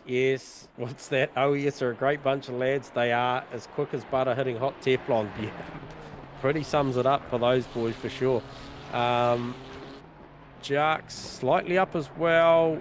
He needs a fair Steve-O with bit. 4 tenths here. This could put him in the top 10 here. Could He just could pip Sharks, exit. who's just Good behind him exit. here. So Sharks behind him here. This Mellinger might just prop himself. Oh no, he's just gone up. In between Martin and Penfold, yes. And Jones holding 10th. Yeah, great quality, great quality. Good work. So once again, so Jordan Moss, form driver, coming out of race 1 over McDonald, Falconer, Sam Carson, Mitchie Campbell, Vic Chan, Wilton Enright, Robertson, Jones, as you mentioned, makes the 10. Yeah, Martin Melling, Penfold, King, Davidson, Starr make the 15. Bear Grylls, Turner, Penfold, Fodado and Wilson make the 20. And then you've got Simpson, Laycock and Cole rounding out the 22. Now, I'll just bring up my graphic again. I just want to have a quick look while we've got the time on that once again. So that you heard Jordan Moss. So Jordan Moss, 1 point adrift, got the better of McDonald that previous one. So this is the battle for P2 in the sprint championship, and it's very much looking in the favour at the moment for Moss. But McDonald's put himself in the best possible position to try and defend this. Also, if we look back at Aaron Enright, P8 over Vaughan Martin's P11. So that's the top 2 in the Pro-Am. But Melling, right in the hunt there in P12. He is the guy in third in that Pro-Am title chase for the Sprint Series. And we mentioned earlier, Phil Davison, he is doing a great job for this AM Championship. He has got Bear Grylls a couple of places behind him on the grid for the start of this one, battling that one out for the honours for that series. Phil Turner and Kenny Simpson are pretty close in there as well. Or Kenny's a little bit further back, but Phil Turner's still in the hunt. Actually a good showing for Phil Turner this week in that Aston Martin. Doing a solid job.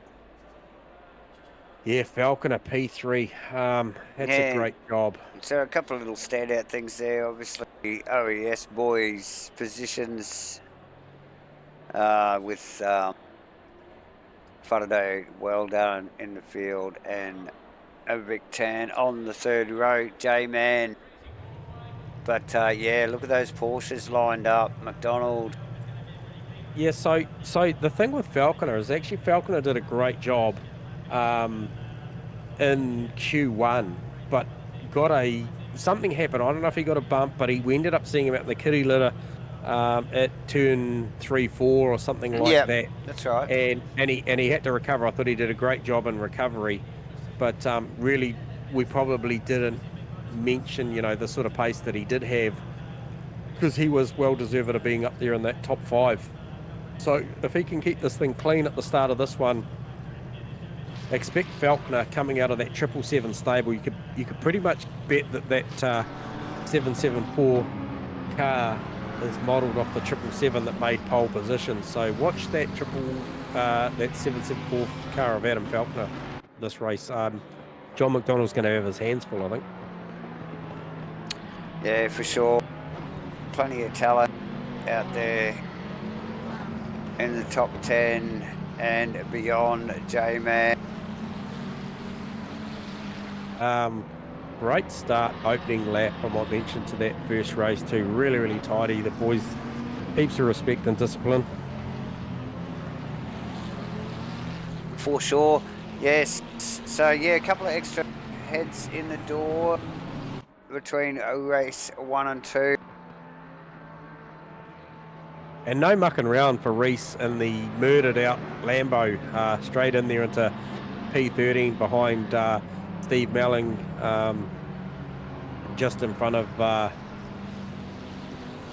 well, I was going to say Mikey King, but we've lost Mikey, so it's actually Phil Davison. So, Okay, yeah. there you go. And who else we lost there? Nathan Wilson.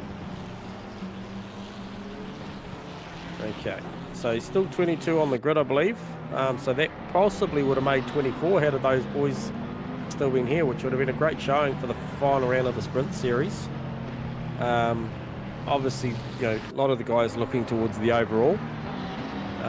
Obviously, cumulative points, you know, these sprint series points go towards the overall after they've run the enduro. So still heaps to play for, albeit whether it's teams, individual championships, or overalls. Definitely. Especially with the enduros coming up double points, some big races, and yeah, we quite often see a few boys that haven't raced the sprint series jumping on board J-Man just to run this second half of the season. So yeah, watch this space. Yeah, I'm just curious. Just watching P6 here, mate. This is going to be interesting. So boys forming up. Nice warm, very warm track. 41 on my data there, J-Man with a 31 ambient.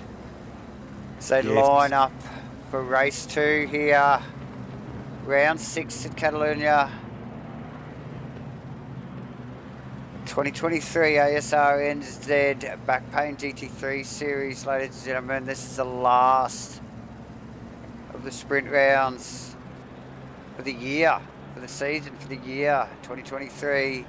Yep. They roll towards the line. John McDonald, 3 Porsches down that right-hand lane, J-Man. Yep. And look at Moss and Falconer. Yeah, Falconer got a good look. Mitch Campbell. Campbell looking to go down the inside as well. Yeah, 3 wide nearly there with Vic Chan getting involved. Vic Chan back on the 3rd row for the start of this race. Oh, everybody through 1, 2, 3 beautifully. Yeah. You see out end right, that's Steve Wilton, Brad Robinson. And I think that's then Steve Melling. Oh, is that Steve Melling? I think that might be Damien Jones there, J-Man. I think it is. Yeah, I think it is. He is in the maroon coloured. Yes. So, yeah, nice work for Sharks there. Yeah, don't expect McDonald to let Moss get away at the start of this one. I reckon he'll go with. So, very tight stuff. Vic Chan all over the back of Mitch Campbell. Yeah. Yep. Do we see a reverse strategy here from Vic? Vic's the guy that normally goes really, really long on the pit strategies, and if he gets held up in traffic here for too long, he may reverse it depending on what tyre he started on. Oh, McDonald and Moss. Side by side. You can just see it out of the windscreen of Chan's car. Both really, really wide. And it's actually Carso that's actually going to get the better of this, I feel, because he's going to pick... Mitch Campbell, it's still too wide. Campbell's gone past Falconer. Yep. Oh, Enright hungry on Chan as well. So Chan has just found himself just smack bang in the middle of that traffic. After lap 1, J-Man. So after all that toing and throwing, it actually turned out pretty much status quo apart from Falconer. Falconer was the only guy that really lost out of that. I think he just went back 1 position, so yeah. Work. Very nice work, guys. It was super intense. Yeah. Plenty going on throughout that lap. So Damien Jones looking for a move down the inside of Robinson. It'll be a long way back if he gets it done from there. He doesn't get it done, but showing intent early in this race. Absolutely. Obviously missed race 1, but he's here to play. McDonald. Oh, that Ferrari does look good at that middle part of the apex. Obviously, we know how well the Porsche's off the corner, so he can afford to take that deeper line and then square the corner up and get that power down, because they do it so well, Davo. Yeah, and the McLaren's got nothing for it. He can't go anywhere. No, he can't. So this is just settling itself down. Vic showing the nose on Falconer. Enright showing the nose on Vic Stappen there. And now bloody Wheat-Bix Steve Wilton, aka Farmers, joined the battle. He is right his up underneath the teammate. ring of the teammate now. Yeah, so he's right in there. Brad Robinson's just grabbed a breath of fresh air from Damien Jarkus Jones, and he needs to because Vaughan Martin's coming, and so is Reece Penfold, Steve Malling, and Lucas Saar. So and you don't have to look too far back to see the rest of that. I think it's Kenny Simpson. So Kenny Simpson's done a great job at the start of this here. Where is Phil Davison? Because Phil Davison had all of these guys, so we've missed something there. Sorry, McDonald down the inside of Jordan Moss into one. Yeah, he did this. Carso looks, sniffs, thinks he wants a bit of that. Yeah. No so team orders. McDonald did on Carso race 1. Pretty well, but I don't think Jordan squeezed him so much. We've got the teammates here. And we heard from Jordan. Did we hear something? Did someone say there was going to be no team orders? No, I think we heard there was going to be no team orders. So Jordan out the sand where we saw Falconer in race 1. And was that That's Carso? loud. That's loud.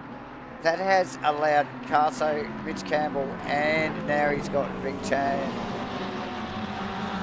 in front of him as well. So there you go. Tough stuff. Bit of bump and grind from the teammates. Oh, as we see Enright. Oh, really the back of Jordan. It's the long way round there, mate. I'll be looking down the inside. Oh, he sends it down there. Tight lines. Can he make it live there, J-Man? Oh, and that's Falconer. Look at him dodging and weaving. Mate, did he out and break himself? Or what happened there? He must have outbraked himself. I'll tell you what, that is an absolute snake. Heading off the back of Falconer, Enright, Moss, Wilton, Robinson, Jones, Martin. It goes on. Look at it. I know we're only 3 laps in, but my look at how tight that is, that group. Go bad. Yeah. And McDonald looking to try and break that 1 second gap barrier. Campbell very, very deep into 1, pushing really, really hard. As we just see, I think that was Brad Robinson just tapping the back of... Might have been Steve Wilton's car. Put him into the back of Moss. Yep. It just made, it's incentivised Vaughan Martin in the PlayStation 2 car. He'll get a run down the inside here. Oh, Penfold had to take a check wide. That's going to allow Malling to get really, really interested on the exit of that corner as well. We'll just get a replay on that and see what happened down there into 1. I think that was just a little bit heavy under brakes. Yeah, just a bit of a concertina effect. The boys dealing with it well. Let's get back to the action, J-Man. Oh, yes. Okay. As it carries on. Vic Chan and Falconer. Now we've got a little bit of a gap between the groups here now as Enright picks up the back of that front pack. And then there's a fairly big gap, isn't there, behind to Jordan Moss and the rest, that Gagler car. Yeah, Moss, he'll be eyes forward. He's got the pace to be with those boys that are up the road in front of him. It was only due to a bit of hip and shoulder that he ended up out there. And pretty well. Geez, I'd love to be a fly on the wall at the debrief after this one. But, you know, I'm all about the entertainment. But, yeah, so Mossy be eyes forward. For sure. So, just looking, so McDonald does have the fastest lap of the race. I'm thinking that Vic played a smart card here and probably using his worst set of tyres given his qualifying position. I'm thinking that he's probably going to have saved that best set for the back end. Yep. Because McDonald's done the best lap of the race, which is a 45.317. It is a little bit hotter. However, you know, we saw Vic running 44.5s in race 1. Yeah. So I think, and like you're saying, it wasn't that much cooler, was it? Yeah. Nah, 1 or 2 degrees. So playing the long game here, just being patient. And I might add, he's probably enjoying this as well because he doesn't often get the battle. So well done. You get some camera time, bud. Yeah, nice work. McDonald out to 1.3. What else have we got going on here? We got Reece Penfold really chasing hard on Brad Robinson. That's an interesting battle. Lucas Saar making good first race of the night. Bear Grylls. Got to say, he's the guy at the minute that is leading the AM battle over Rob Penfold, Mitchell Cole, Bob Laycock. So something bad happened to Phil Davison. I'd love to know what happened there.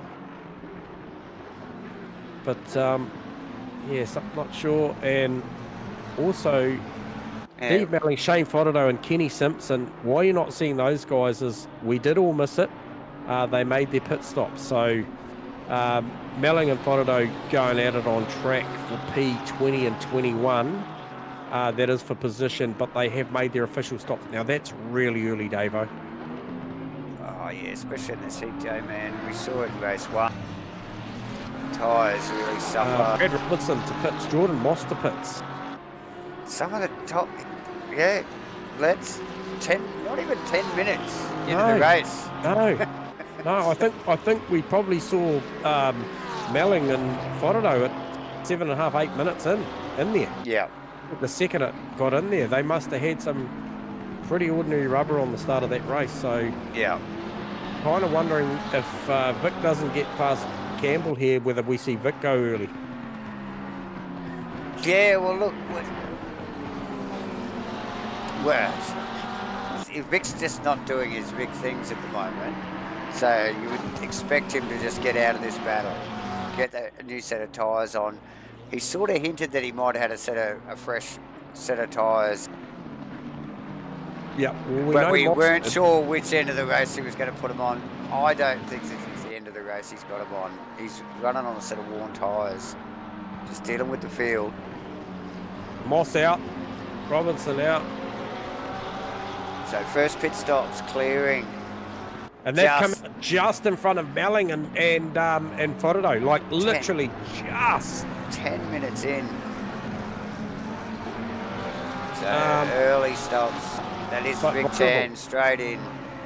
Yeah. Like we just talked about. Yeah, thought he might go.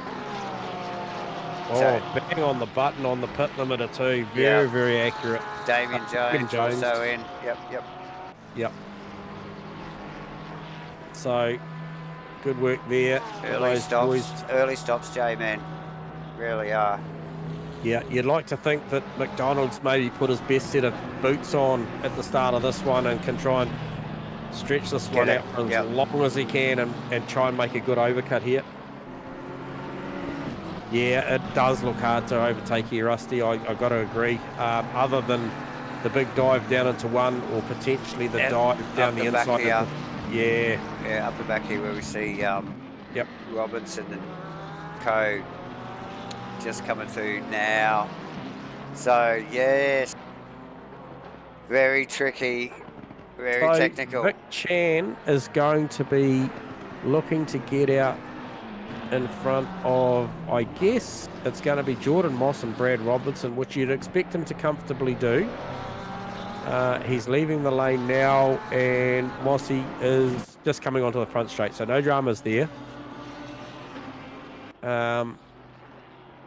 But, you know, don't downplay what we saw out of race 1, Davo, the undercut. So this is very, very early. Oh, for sure. And we saw the the guys going early, not doing so well. And look, and to be honest, actually, some of the guys that went late didn't do so well either. But yeah, it's very variable, very variable at the moment. That's a tongue twister, mate. Yep. So just looking here, Sam Carson just come across the line at a 45.575. John was slightly quicker. I did think that Aaron Enright to the pit lane. I did think that Carso was actually running quicker, but he's actually not. They're just matching each other's pace at the moment.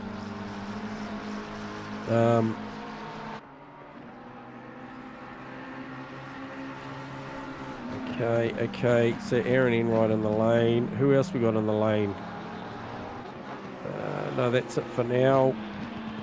So I'll be interested. Vic's fastest lap. Mitch Campbell with a little bit of a slip. Yep. on the exit there.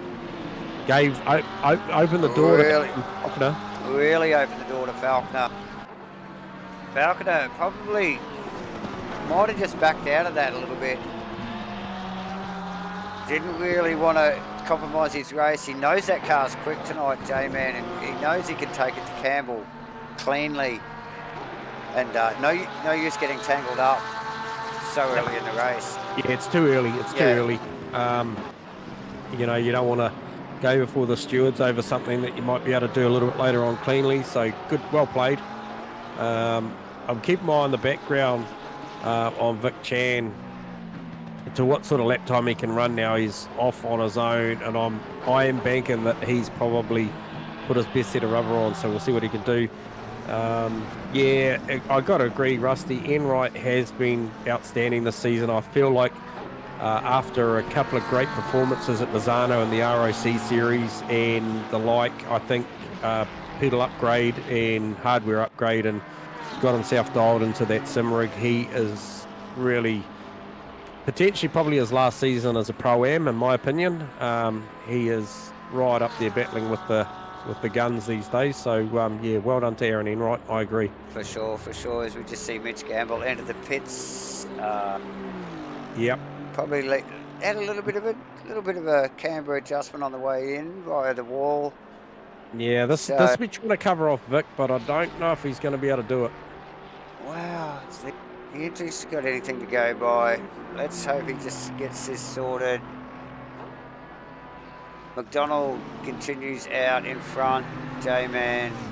Yeah, mid 45s, pretty good, pretty solid pace. Solid laps. Yep. Carso just tucked in behind him there, pretty well matching his speed, mate. And yeah, like Vic you said, Chan. the Vic Chan factor. He's going to round up Mitchie here. So that is what we are looking for. Yeah, quite comfortably. Mitchie's just coming out the lane now, so got a good 200 metres on him, down into one.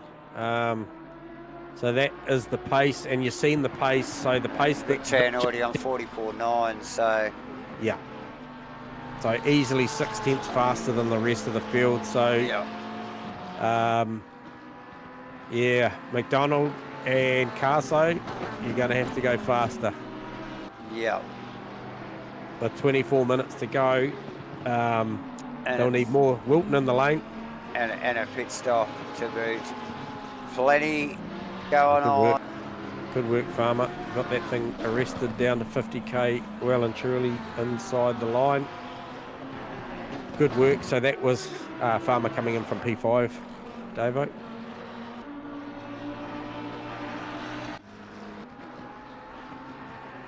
There's a little bit of ebb and flow, mate, between McDonald and Carso. I thought, like I mentioned earlier, that Carso was coming at John. Kind of don't feel like he is at the moment. I feel like John's just doing what he's doing at the moment, just sort of pace is pretty steady. Falconer is on the leader's pace. He's just got that bit of margin up the road that he needs to try and work out. Depending what rubber's underneath him, I think there'd be prime opportunity to look for an undercut. Something we haven't mentioned too much tonight, other than race one when we saw Bear Grylls get a drive through. Davo was just on board with Falconer and just watched him run quite wide down through the chicane, the bottom of the hill. Track cuts very real. You know, these boys only got four. I think the fourth one's come past and grab a ticket and trundle through the pit lane. Yep. So Bobby Laycock in the lane. Something like that. Yeah, so we're looking Jordan Moss. We're just picking up on Mitch Campbell. He's got Aaron Enright just tucked in behind him. Yeah. These guys racing well and truly for position. And Farmer. And yeah, that is Wilton actually just tucked in behind as well. And the McLarens. Well, that was incredibly close from Enright on the back of Campbell then. Yeah, there wasn't a lot of room in there as we see Carso come in the pit lane. But yeah, those BC McLarens looking well hooked up tonight across the board. J-Man. see Carso in the pits. Yeah, so we'll be looking to see where Vic files through here because he rounded up Campbell. The next guy on his radar would have been Carso. So that's the next guy, and if you see him get Carso, you know that's definitely a net gain. Tan doing 44.495s. Oh yeah, versus 45. I think what was Carso's last lap was, I'm not sure. We're probably a mid 45 or something. There goes the Lamborghini past Carson as he rolls out of the pits. Yeah, so John's vulnerable. Looking at that margin, John is incredibly vulnerable right now. He needs to up his pace without a doubt. big time. Because Vic is going to drive this thing to the pointy end at this pace. I don't think anybody's really got any answers for this Lamborghini. No. So, like you said, John just doing his thing there. He'll be hitting his marks and, you know, making his times. And, yeah, look, if Rick catches, he just catches. What do you do? And like we said at the top of the stream, mate, the mathematical equation says that Vic Chan's got this thing wrapped up. McDonald is looking at Moss, right? Yeah. And right now... And they were 1 point apart. And they're all 1 point apart. Yep. Moss got the better of McDonald in the previous one, with obviously Mossy grabbing a P2 and over John's P5, I think, somewhere around there. So his eyes are on Jordan Moss. Yeah, and you know, where's Mossy sitting at the moment? Mossy's sitting In P14 outright. A lot of guys to put in front of him, but you could argue that he is actually probably sitting somewhere in about 6th position outright. Yeah. Somewhere around there when it shakes out. Yeah. Give or take one. Yeah. Yep. Give or take one. So so that's where the battle is for McDonald. Also, just like to pick up currently as they run, obviously Lucas Sarr in the pit lane at the moment, but I think I was looking at Bear Grylls. Oh no, Phil Davison. Bear Grylls, sorry, currently running P4, hasn't made a stop. He is in the fight with Phil Davison. So that's a lot closer than you think.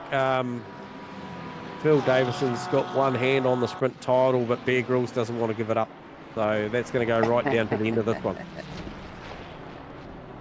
Yeah, I agree. Mossy will know exactly where JB is. How much is in his control, though, Rusty? I'm not sure.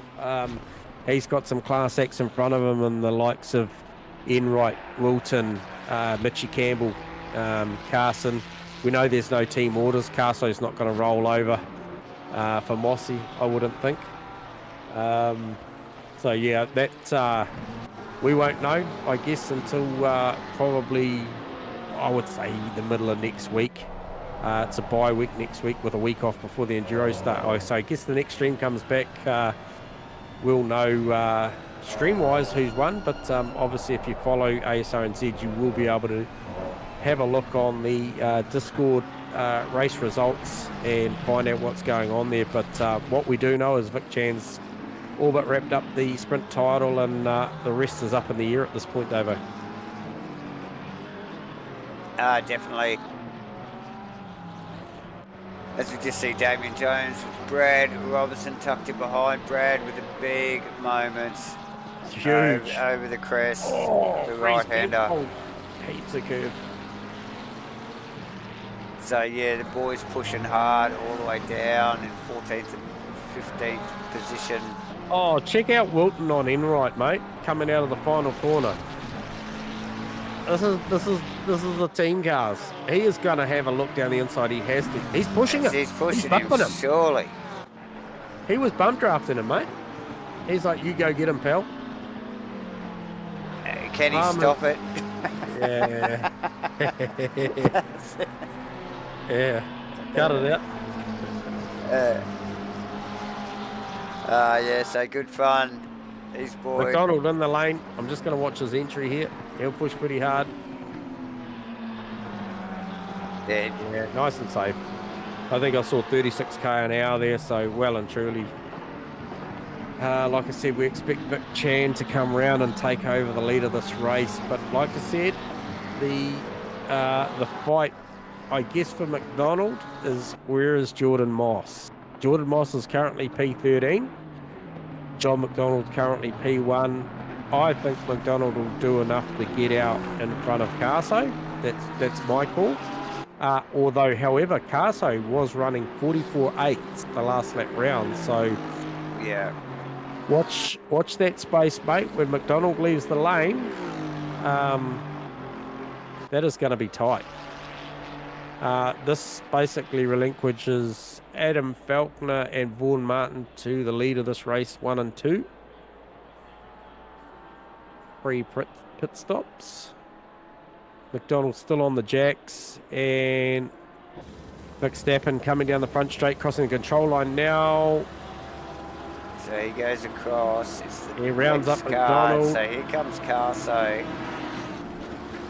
Oh no, that's not Carso. Actually, No, that's Phil Turner. So that is Phil Turner from the M class just coming through. so first car behind him is Mitch Oh no, that is Carso actually. It's Just stuck in Carso, behind mate. it. Yeah, So, and then Mitchy in behind. So I mentioned, the battle is with Jordan Moss. Carson was still in this because John was 253, Yeah. plays Moss 252, plays Carso 248, so Carso's still in this as well. Adam Falconer in the lane. so yeah, these guys plenty to fight for, J-Man. Yep. What is...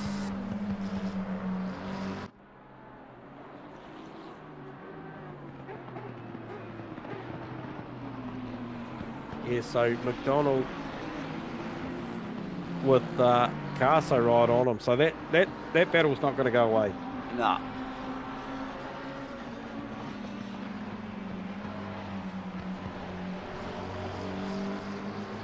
Still a quarter of an hour to go. Track's 41 degrees. Ambient's 31. That's not changing. 3 o'clock local time. 3 p.m. So yeah. This will be a dogfight to the end. How many guys have we got? We've got, I believe, 5 guys that I can see still remaining to pit, I believe. So that's Vaughan Martin, Bear Grylls, Rob Pepper, Paul Davison, and Adam Falconer, who is in the pits, who's actually leaving the pits. So where does that see Falconer come out? Sees them come out behind... Who was that? Someone was having a look on Wilton. That's Geordie Moss there, J-Man. Righto. Looking to claw back a position there. That car should really be in the top 10. Really good work from Wilson tonight, actually. Hanging on the back of his teammate, who we dropped there a little bit earlier, Aaron Enright, doing a fantastic job in behind Mitch Campbell. So, yeah, Wilton's doing pretty bloody good. He's in good company there. Yeah, and race, obviously you and I both raced with Wilton for a long time, and when he turns up and decides to deliver, he's holds a few cool titles here. He's a Definitely. he's a triple crown recipient. Yes. Not many people have that title. Multiple. So yeah, he's a good steerer. He knows what it's all about. So yeah, good job from Farmer tonight. As we mentioned earlier, Aaron Enright, probably, yeah, we could call him Steve Locomotive Wilton. Yeah, Enright certainly stand out this season. I mean, a lot of standouts, a lot of quality drivers, but Enright just, yeah, I think breakout would be the word for me. Yeah, nice stuff. Particularly in the last, the back end of this sprint series, Jamie, in the last 3 rounds, he's really shone. Yep. Really shown his pace. Yep. So very clever racing. So yes, John McDonald. Carso looks like he wants to have a look, J-Man. He does. He Yeah, looks and impatient. McDonald looked like he was covering there, and it really compromised his line actually through the right-hander there, and they're very tricky to pass here. Yeah, Rusty with a bit of inside knowledge there, just mentioning that, Carso likes to keep fresh rubber for the final stint, so I think we're seeing that too, Rusty. I think that car does look a little bit more settled than McDonald's at the moment, given the fact that he's, he is following. So, we talked about blind apexes and, potential more heat sitting up behind another car and that, so I guess there's harder work to do for Carso, but he's doing a great job. As we see McDonald just push that brake mark into that left-handed one more time, and does him no favours, does it? Well, Carso will read that, and he'll be ready for it next lap around if it happens again. Yeah. And it didn't look like he was even under threat. He was almost like he was just testing where he could go to, and that was clearly too far. Yep. Phil Davison in the lane. Great job from Phil Davison. Vaughan Martin in the lane also. So this Martin battle, this is the one we mentioned, he was battling Aaron Enright. Aaron Enright's just coming onto the front straight now, so he's going to round up Vaughan, no problem there. Phil Davison, obviously, mathematically, he's still in the fight with Bear Grylls. Just trying to see where Bear Grylls is.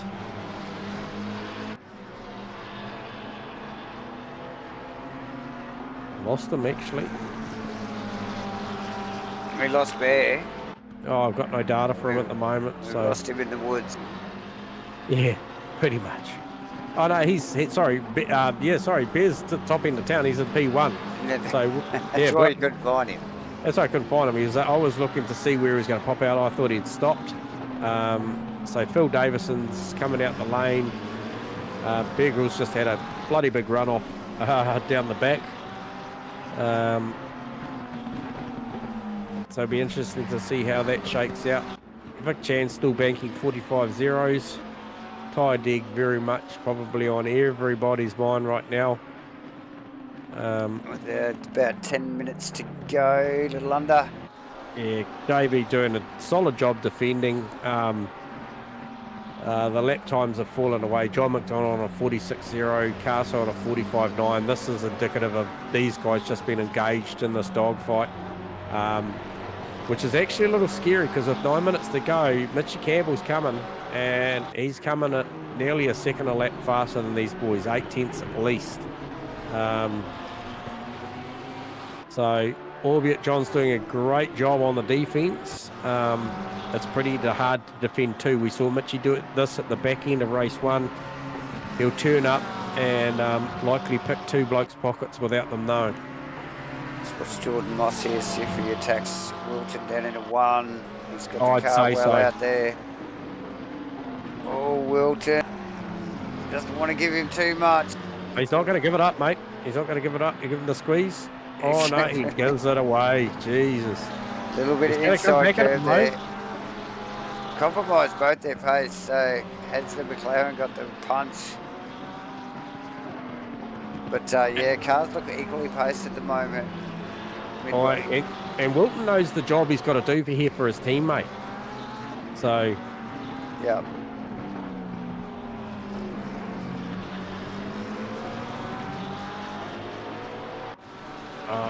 Okay, so we lost Lucas. That's a shame. Okay, so we've seen Mossy dispatch one BC car. He needs another one. He's trying to bridge this gap. This is live championship points here, guys. We know that there was probably about the same amount of points, positions difference in race 1. If I got my abacus out, you might find that John McDonald was 1 point ahead of Moss leading into this round. Moss getting the upper hand in race 1. He did. But it's going to be close. Yeah. You bet your bottom dollar, Rusty, that BC boys will be talking live as we speak about the situation, as Jordan Moss will be as well, wanting to work out what's going on here. He's going to get no love out of Sam Carson, though, because he's still in the hunt as well.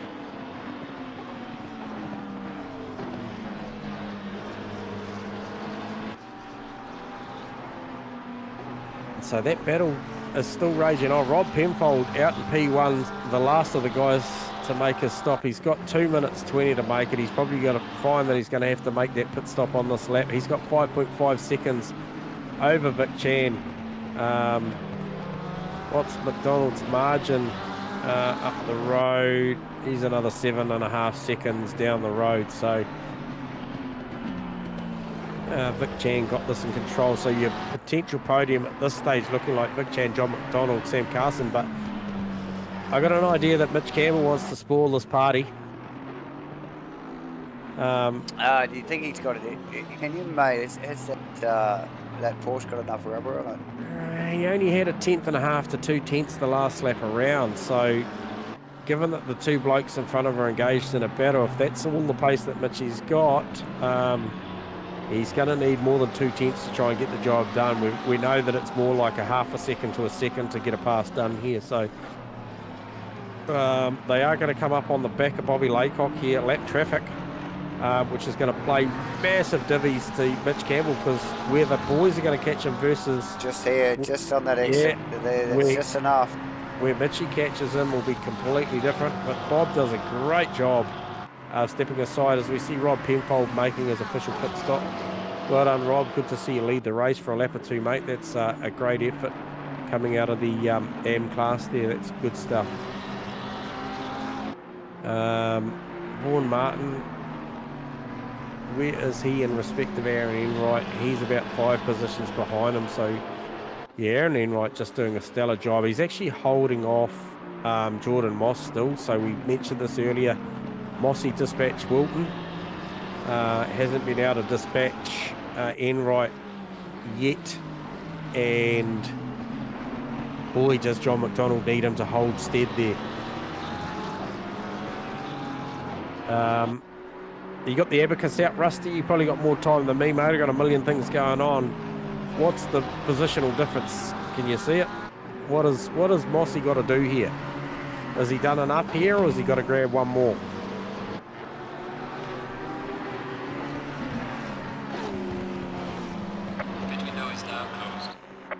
Bill Davison fought his way back from the back of the AM class to now second or third. Yeah, I did see that. Because he had an absolute shocker, but he's charged on. So that is a great drive from Phil Davison. Oh, Farmer was deep in there and might have picked up the Mitchell Cole gear grinder's Lamborghini on the exit of that chicane. Mitchell was just trying to get out of the way, but Farmer was very, very hungry, looking to truck and trailer there with what was Jordan Moss. So he's trying to hang on to the back of that battle. And he's actually still there. Farmer is actually right on the back of Jordan Moss and Aaron Enright. And are they behind? I thought I'd just called them rounding up Bob. Was that someone else? No, that might have been the Mitchie Campbell battle. That was the Mitchie Campbell, John McDonald battle, I think. Yeah, it was. So Mitchell Campbell right on the back, Davo, of Sam Carson now, so that's heating up. Big flames out the back of Carso's beautifully presented McLaren there. As we see Farmer just got caught up behind Bobby in the wrong place. They actually tagged him, half a rotation.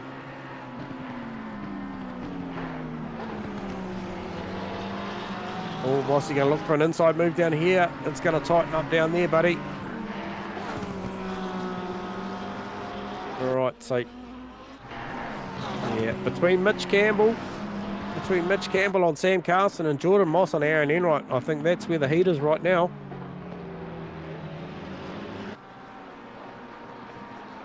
So Mitchie just applying that pressure, but 2 minutes to go. He's got to make a move soon. And the other thing as well also has... Oh, Phil Turner does a rotation in front of Aaron Enright. That was a scary moment for those boys. Carso needs to overtake JB and Mossy needs one more spot. Righto, so status quo would see, I guess that would see Jono, JB take P2 in the Sprint Championship then. So if it stays the same, I think McDonald's got enough for Carso, and Moss is down the inside. He is down the inside of Aaron Enright. So there's the one spot he needs. But what did you say? Carso needs to take McDonald. That's not likely going to happen. So, and is, yeah, okay, is Carso vulnerable to Camel? I think he is. So we're still watching this. Enright looking to come back on Moss. So Moss doing an absolute stellar job. You know the maths are going in these guys' heads. That's how good these guys are. The mathematics is going as they're racing. That's Mossy absolutely pressing on at the moment to try and get that extra position. He wants it. Aaron will know the maths as well. He's going to try and make good of this. So it's not done. Expect a dive somewhere. Aaron's a stand-up bloke. He won't take him out. But yeah, if the opportunity presents itself, he'll grab it back. As we see them very, very close there. Mitchy Campbell still chasing Carso just ahead of McDonald. Oh, it's all playing out with 15 seconds to go. Where is Vic Chan? He's just crossing the line, so they're going to get one more lap, albeit by about 11 seconds or something. So we get one more. And I've lost my old mate's mic, but that's all right. He's got control of the cameras, so he's doing his best job. Yeah, this is why JB has won a lot. He is very, very calculated. He does these things. And, oh, what are we seeing here? Mitch Campbell on the inside, outside, inside. Can't get it done. This is going to go right down to the wire. This is where the battle is, for sure. Carso covering down the inside there just to try and cover that off. He knows Mitchy's going to have at least two other looks. One of them would be down here on the inside if he gets the drive out of here. He'll try and place the car down the inside. Can he get there? No, he's thinking better of it. So expect the next move to be at the left-hander after the big back straight. So he'll be status quo up through here, through the chicane. He will just be looking for a great exit from this fast, probably fourth gear right-hander up here. He'll come out of here and he'll try and get a great exit. Third gear. It has a wiggle. Nah, just a little bit loose. He's going to be too far away. He's not going to be able to have a look down here. If anything, it'll have to be potentially out of the final corner if he gets the run. He's very, very close. Mossy's still under attack from... Oh, Mossy gets rotated by Enright, which ends up putting... puts Falconer and Wilton through. I said he wouldn't touch him up. I don't think it was intentional, but still it's going to have massive implications as we see Vic Chan take the race. Win over John McDonald, grabs that P2, which he dearly needed, over Sam Carson with a Mitch Campbell with an overlap heading down towards the line, but it wasn't enough.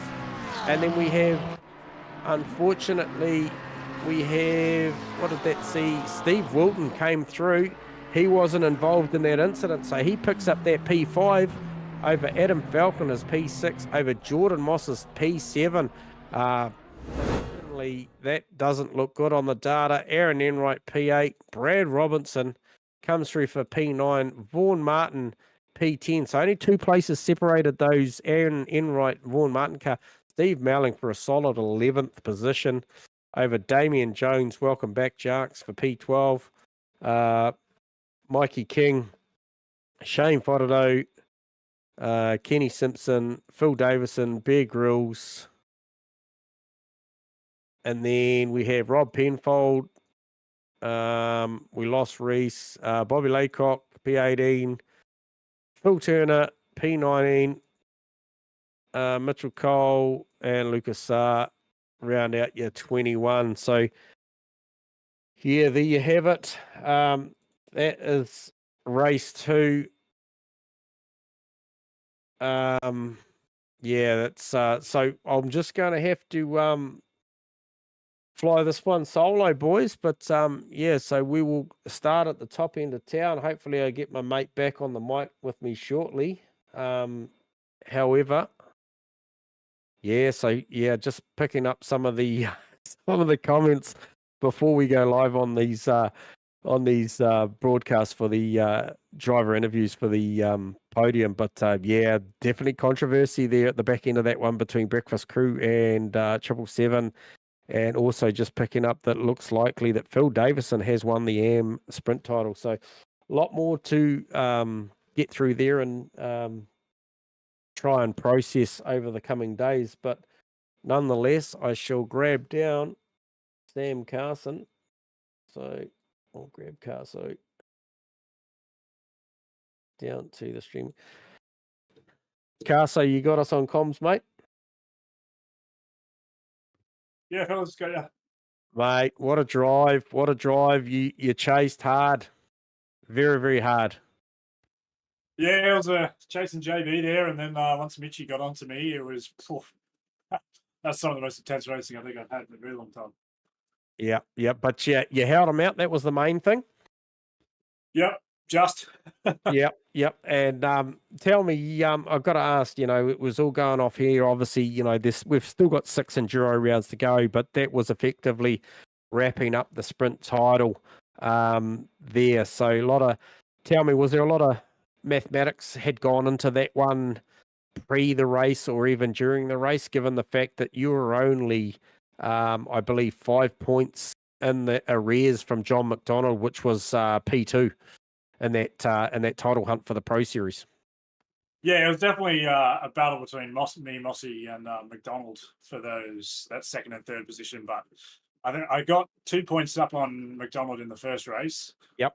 But he grabbed second then. So, and I don't think that was enough for me to bring that gap in. And Mossy, I think he was 2 up on me in the first race, and I was maybe 3 up there. But again, I don't think it's enough to bring me into the podium for the sprint. But yeah, a little bit of controversy at the back end of that one. I'm not sure if you're aware, but there was a little bit of late contact between one of the Breakfast Crew cars and one of the 777 cars of Mossy, and yeah, it saw him come across the line. I think P7 or something like that. So certainly, obviously provisionally, obviously the stewards have got to look at stuff and everything's got to go through its process, but that might have hurt Mossy there. So I'm not entirely convinced that P2 and P3 and is settled between Carso and Mossy yet. So we'll have to see how that shakes out. But nonetheless, that was an outstanding drive, Sam. Beautifully constructed sprint series to be up there to start with, and then to come down to that last bloody heat wave nail biter and do what you did and pressure a guy that I think holds about 5 GT3 titles at this community was a great effort, mate. So well done. Yeah, that was some exciting stuff. Let's see what the endurance rounds have to give us. Yeah, looking forward to it, mate. And hey, before we let you go, are we likely to see a livery change for the enduros out of the 777 boys? I think most of us are sticking with. Maybe we'll talk about doing some sort of little touch up to the cars, but I think the general gist of the liveries will remain the same. Phil Davidson, though, he's got a livery coming. Yeah. Phil's been a nice addition to 777. Like I said during the stream, the guy, literally wears it on his sleeve. He's a great. You guys will bring him along nicely. You'll coach him along, and I think we've already seen the improvements already. So I think we actually saw him take out the AM title for the sprint series tonight. So good work from Phil. Yeah, he's improved massively since race 1. It's awesome to see. He'll probably be dipping his toes into the Pro-Am soon. Yeah, I definitely agree. Well, enjoy that podium there, Sam. That was a great drive, mate, and shall be definitely interested to see what you bring to us in the Enduro Series. Well done, mate. Thank you, gentlemen. Now time to go watch that stream. Sounds great. Awesome, mate. Enjoy. So there you go. So that is Sam Carson. Takes out P3 race 2 here in round 6 here at the Asrnz GT3 series. Next cab off the ranks. No stranger. actually, to the comms crew is our very own John McDonald. JB, you got us on comms? Yeah, mate. Can you hear me? Yeah, mate, got you loud and clear. It's just me on comms at the moment. We haven't, Davo's got a couple of mic issues. We might have to give himself a bit of a treat tomorrow and go and buy himself something. But nonetheless, mate, stunning drive to P2. Great quali, bloody awesome quali. Getting out there and getting the job done, and then leading that race and just managing it, mate. And then, you know, what looked to be the fight was with Jordan Moss and Seb Carson, right? Am I correct? Oh yeah, absolutely. I mean, going into that round, I had a shocker at Zandvoort on the first race. So yeah, that pegged me back to where those guys were points wise. So yeah, it was always going to be tough between those two because they're excellent drivers, super respectful and super quick, and obviously good team players too. So yeah, it was a good fight. Yeah, I had one of those screen freezers at the back end of race 1 there, which just the whole game froze up, and I kind of lost that P2, dropped back. So lucky to salvage a couple of spots there. Yep. But the undercut there was awesome. Yeah.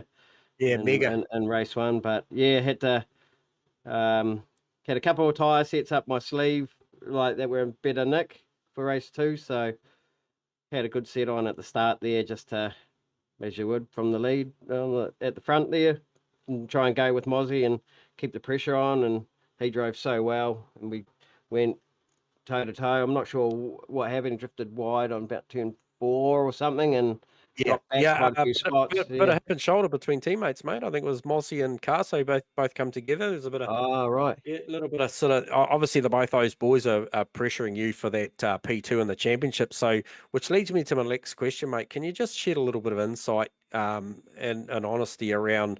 Obviously, you're out there, and first and foremost, you're trying to drive the car fast and straight, but just as to how much mathematics is going on in your head around what you're doing between race 1 and race 2, and then also how much team involvement's going on. Obviously, teams is a big thing going on this year. So can you shed a little bit of light to the viewers about what's going on in a race like that from your point of view?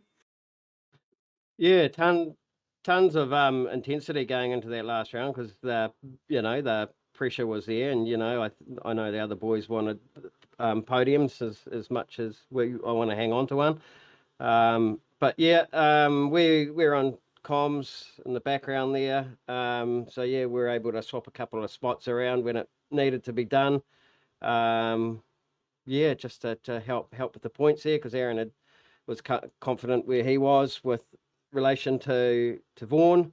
Mathematics, like you think you've got it all nailed and your strategy, and then you get to the race and well, my strategy changed dramatically tonight because of the Mitchie train, which reminded me of Zandvoort, where was really stuck behind him. And when Brad Robinson took about 3 seconds out of us and joined that train, and I saw Vic going up the road, mathematically it didn't make sense, even though it wasn't ideal for my strategy.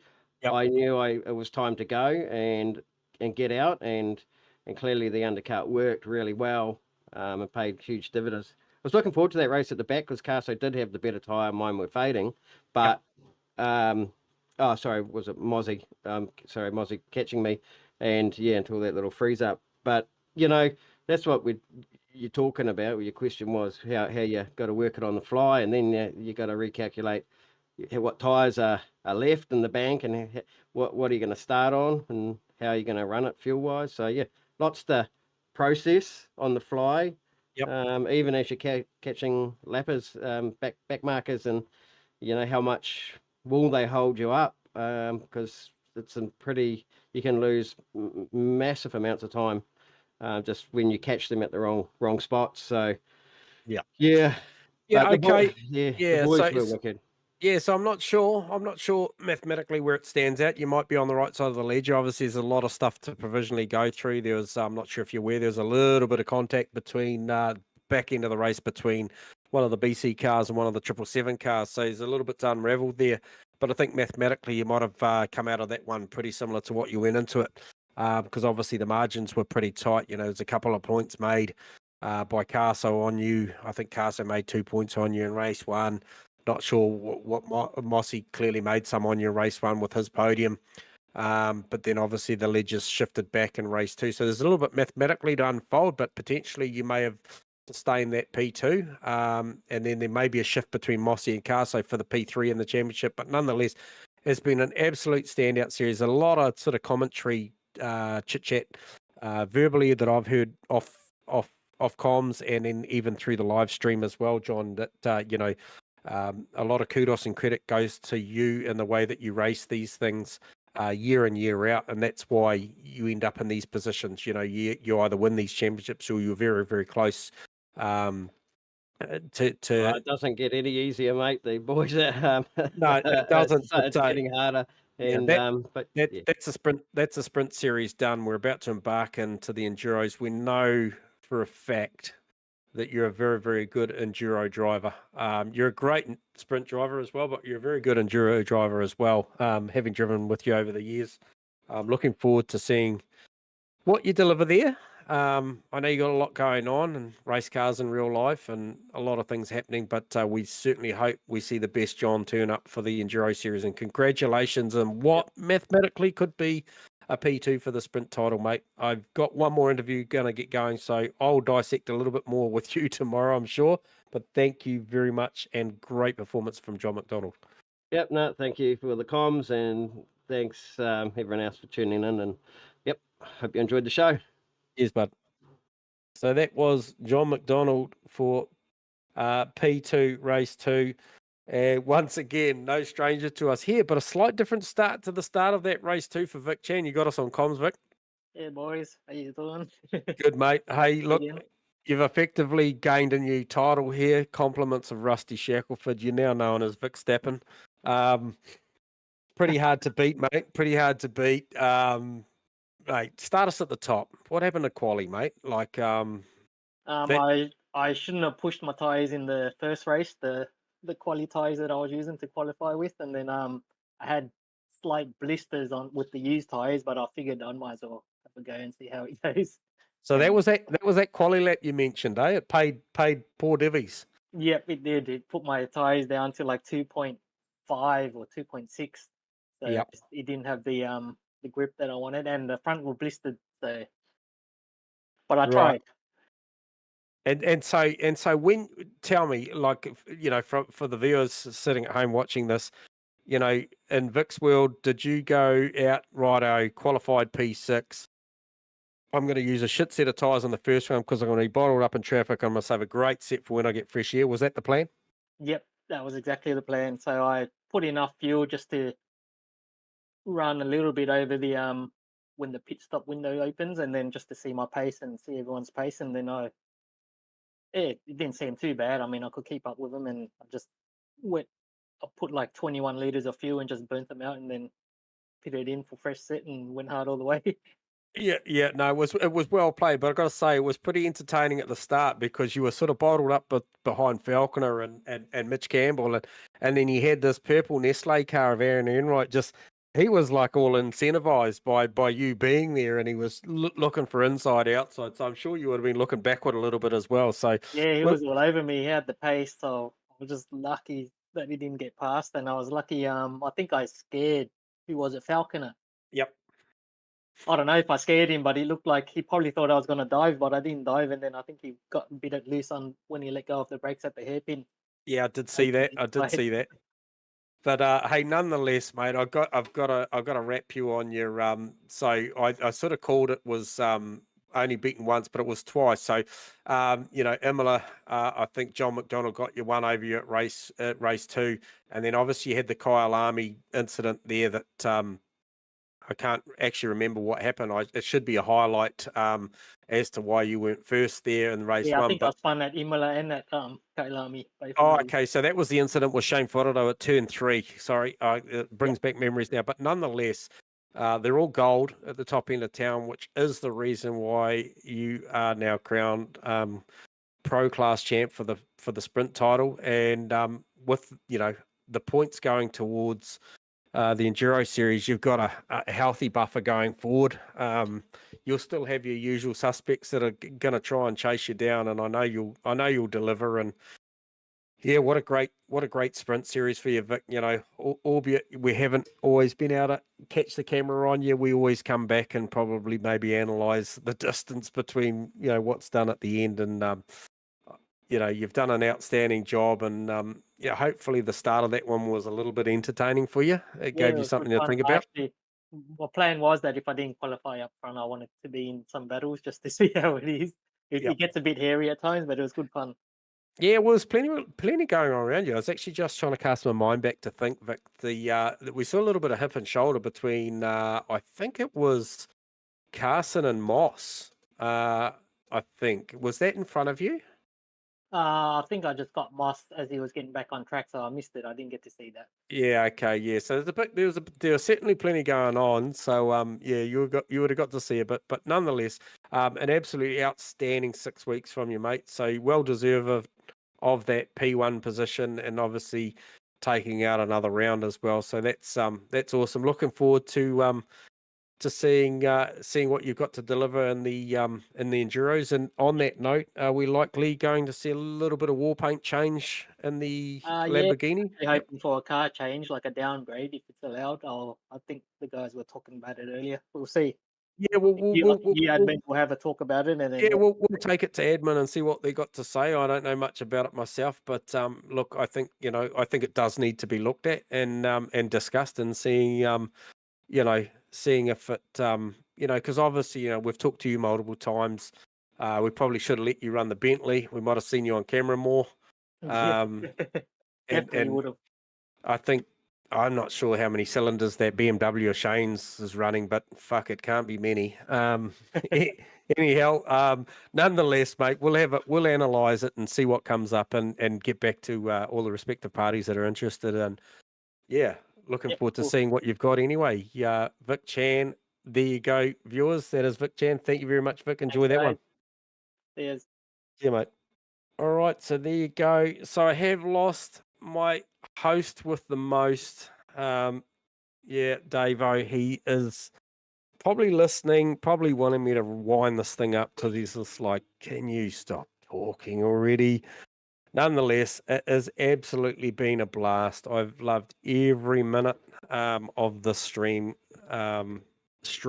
plural, that I've been involved in with Davo this season. We will be taking a 1 week break, and I believe we'll be back 2 Thursdays from now, which will be the start of the Enduro series. So different shape of things. So we were primarily, obviously, we're doing the sprint series here, 2 races a night, 2 qualies, 3 sets of tires. We're now going to be open on tire sets, open on the strategy. There is no set CPSs. It's going to be turn up, come at us with the best strategy you've got, 100-minute races, varying weather conditions, great track selection.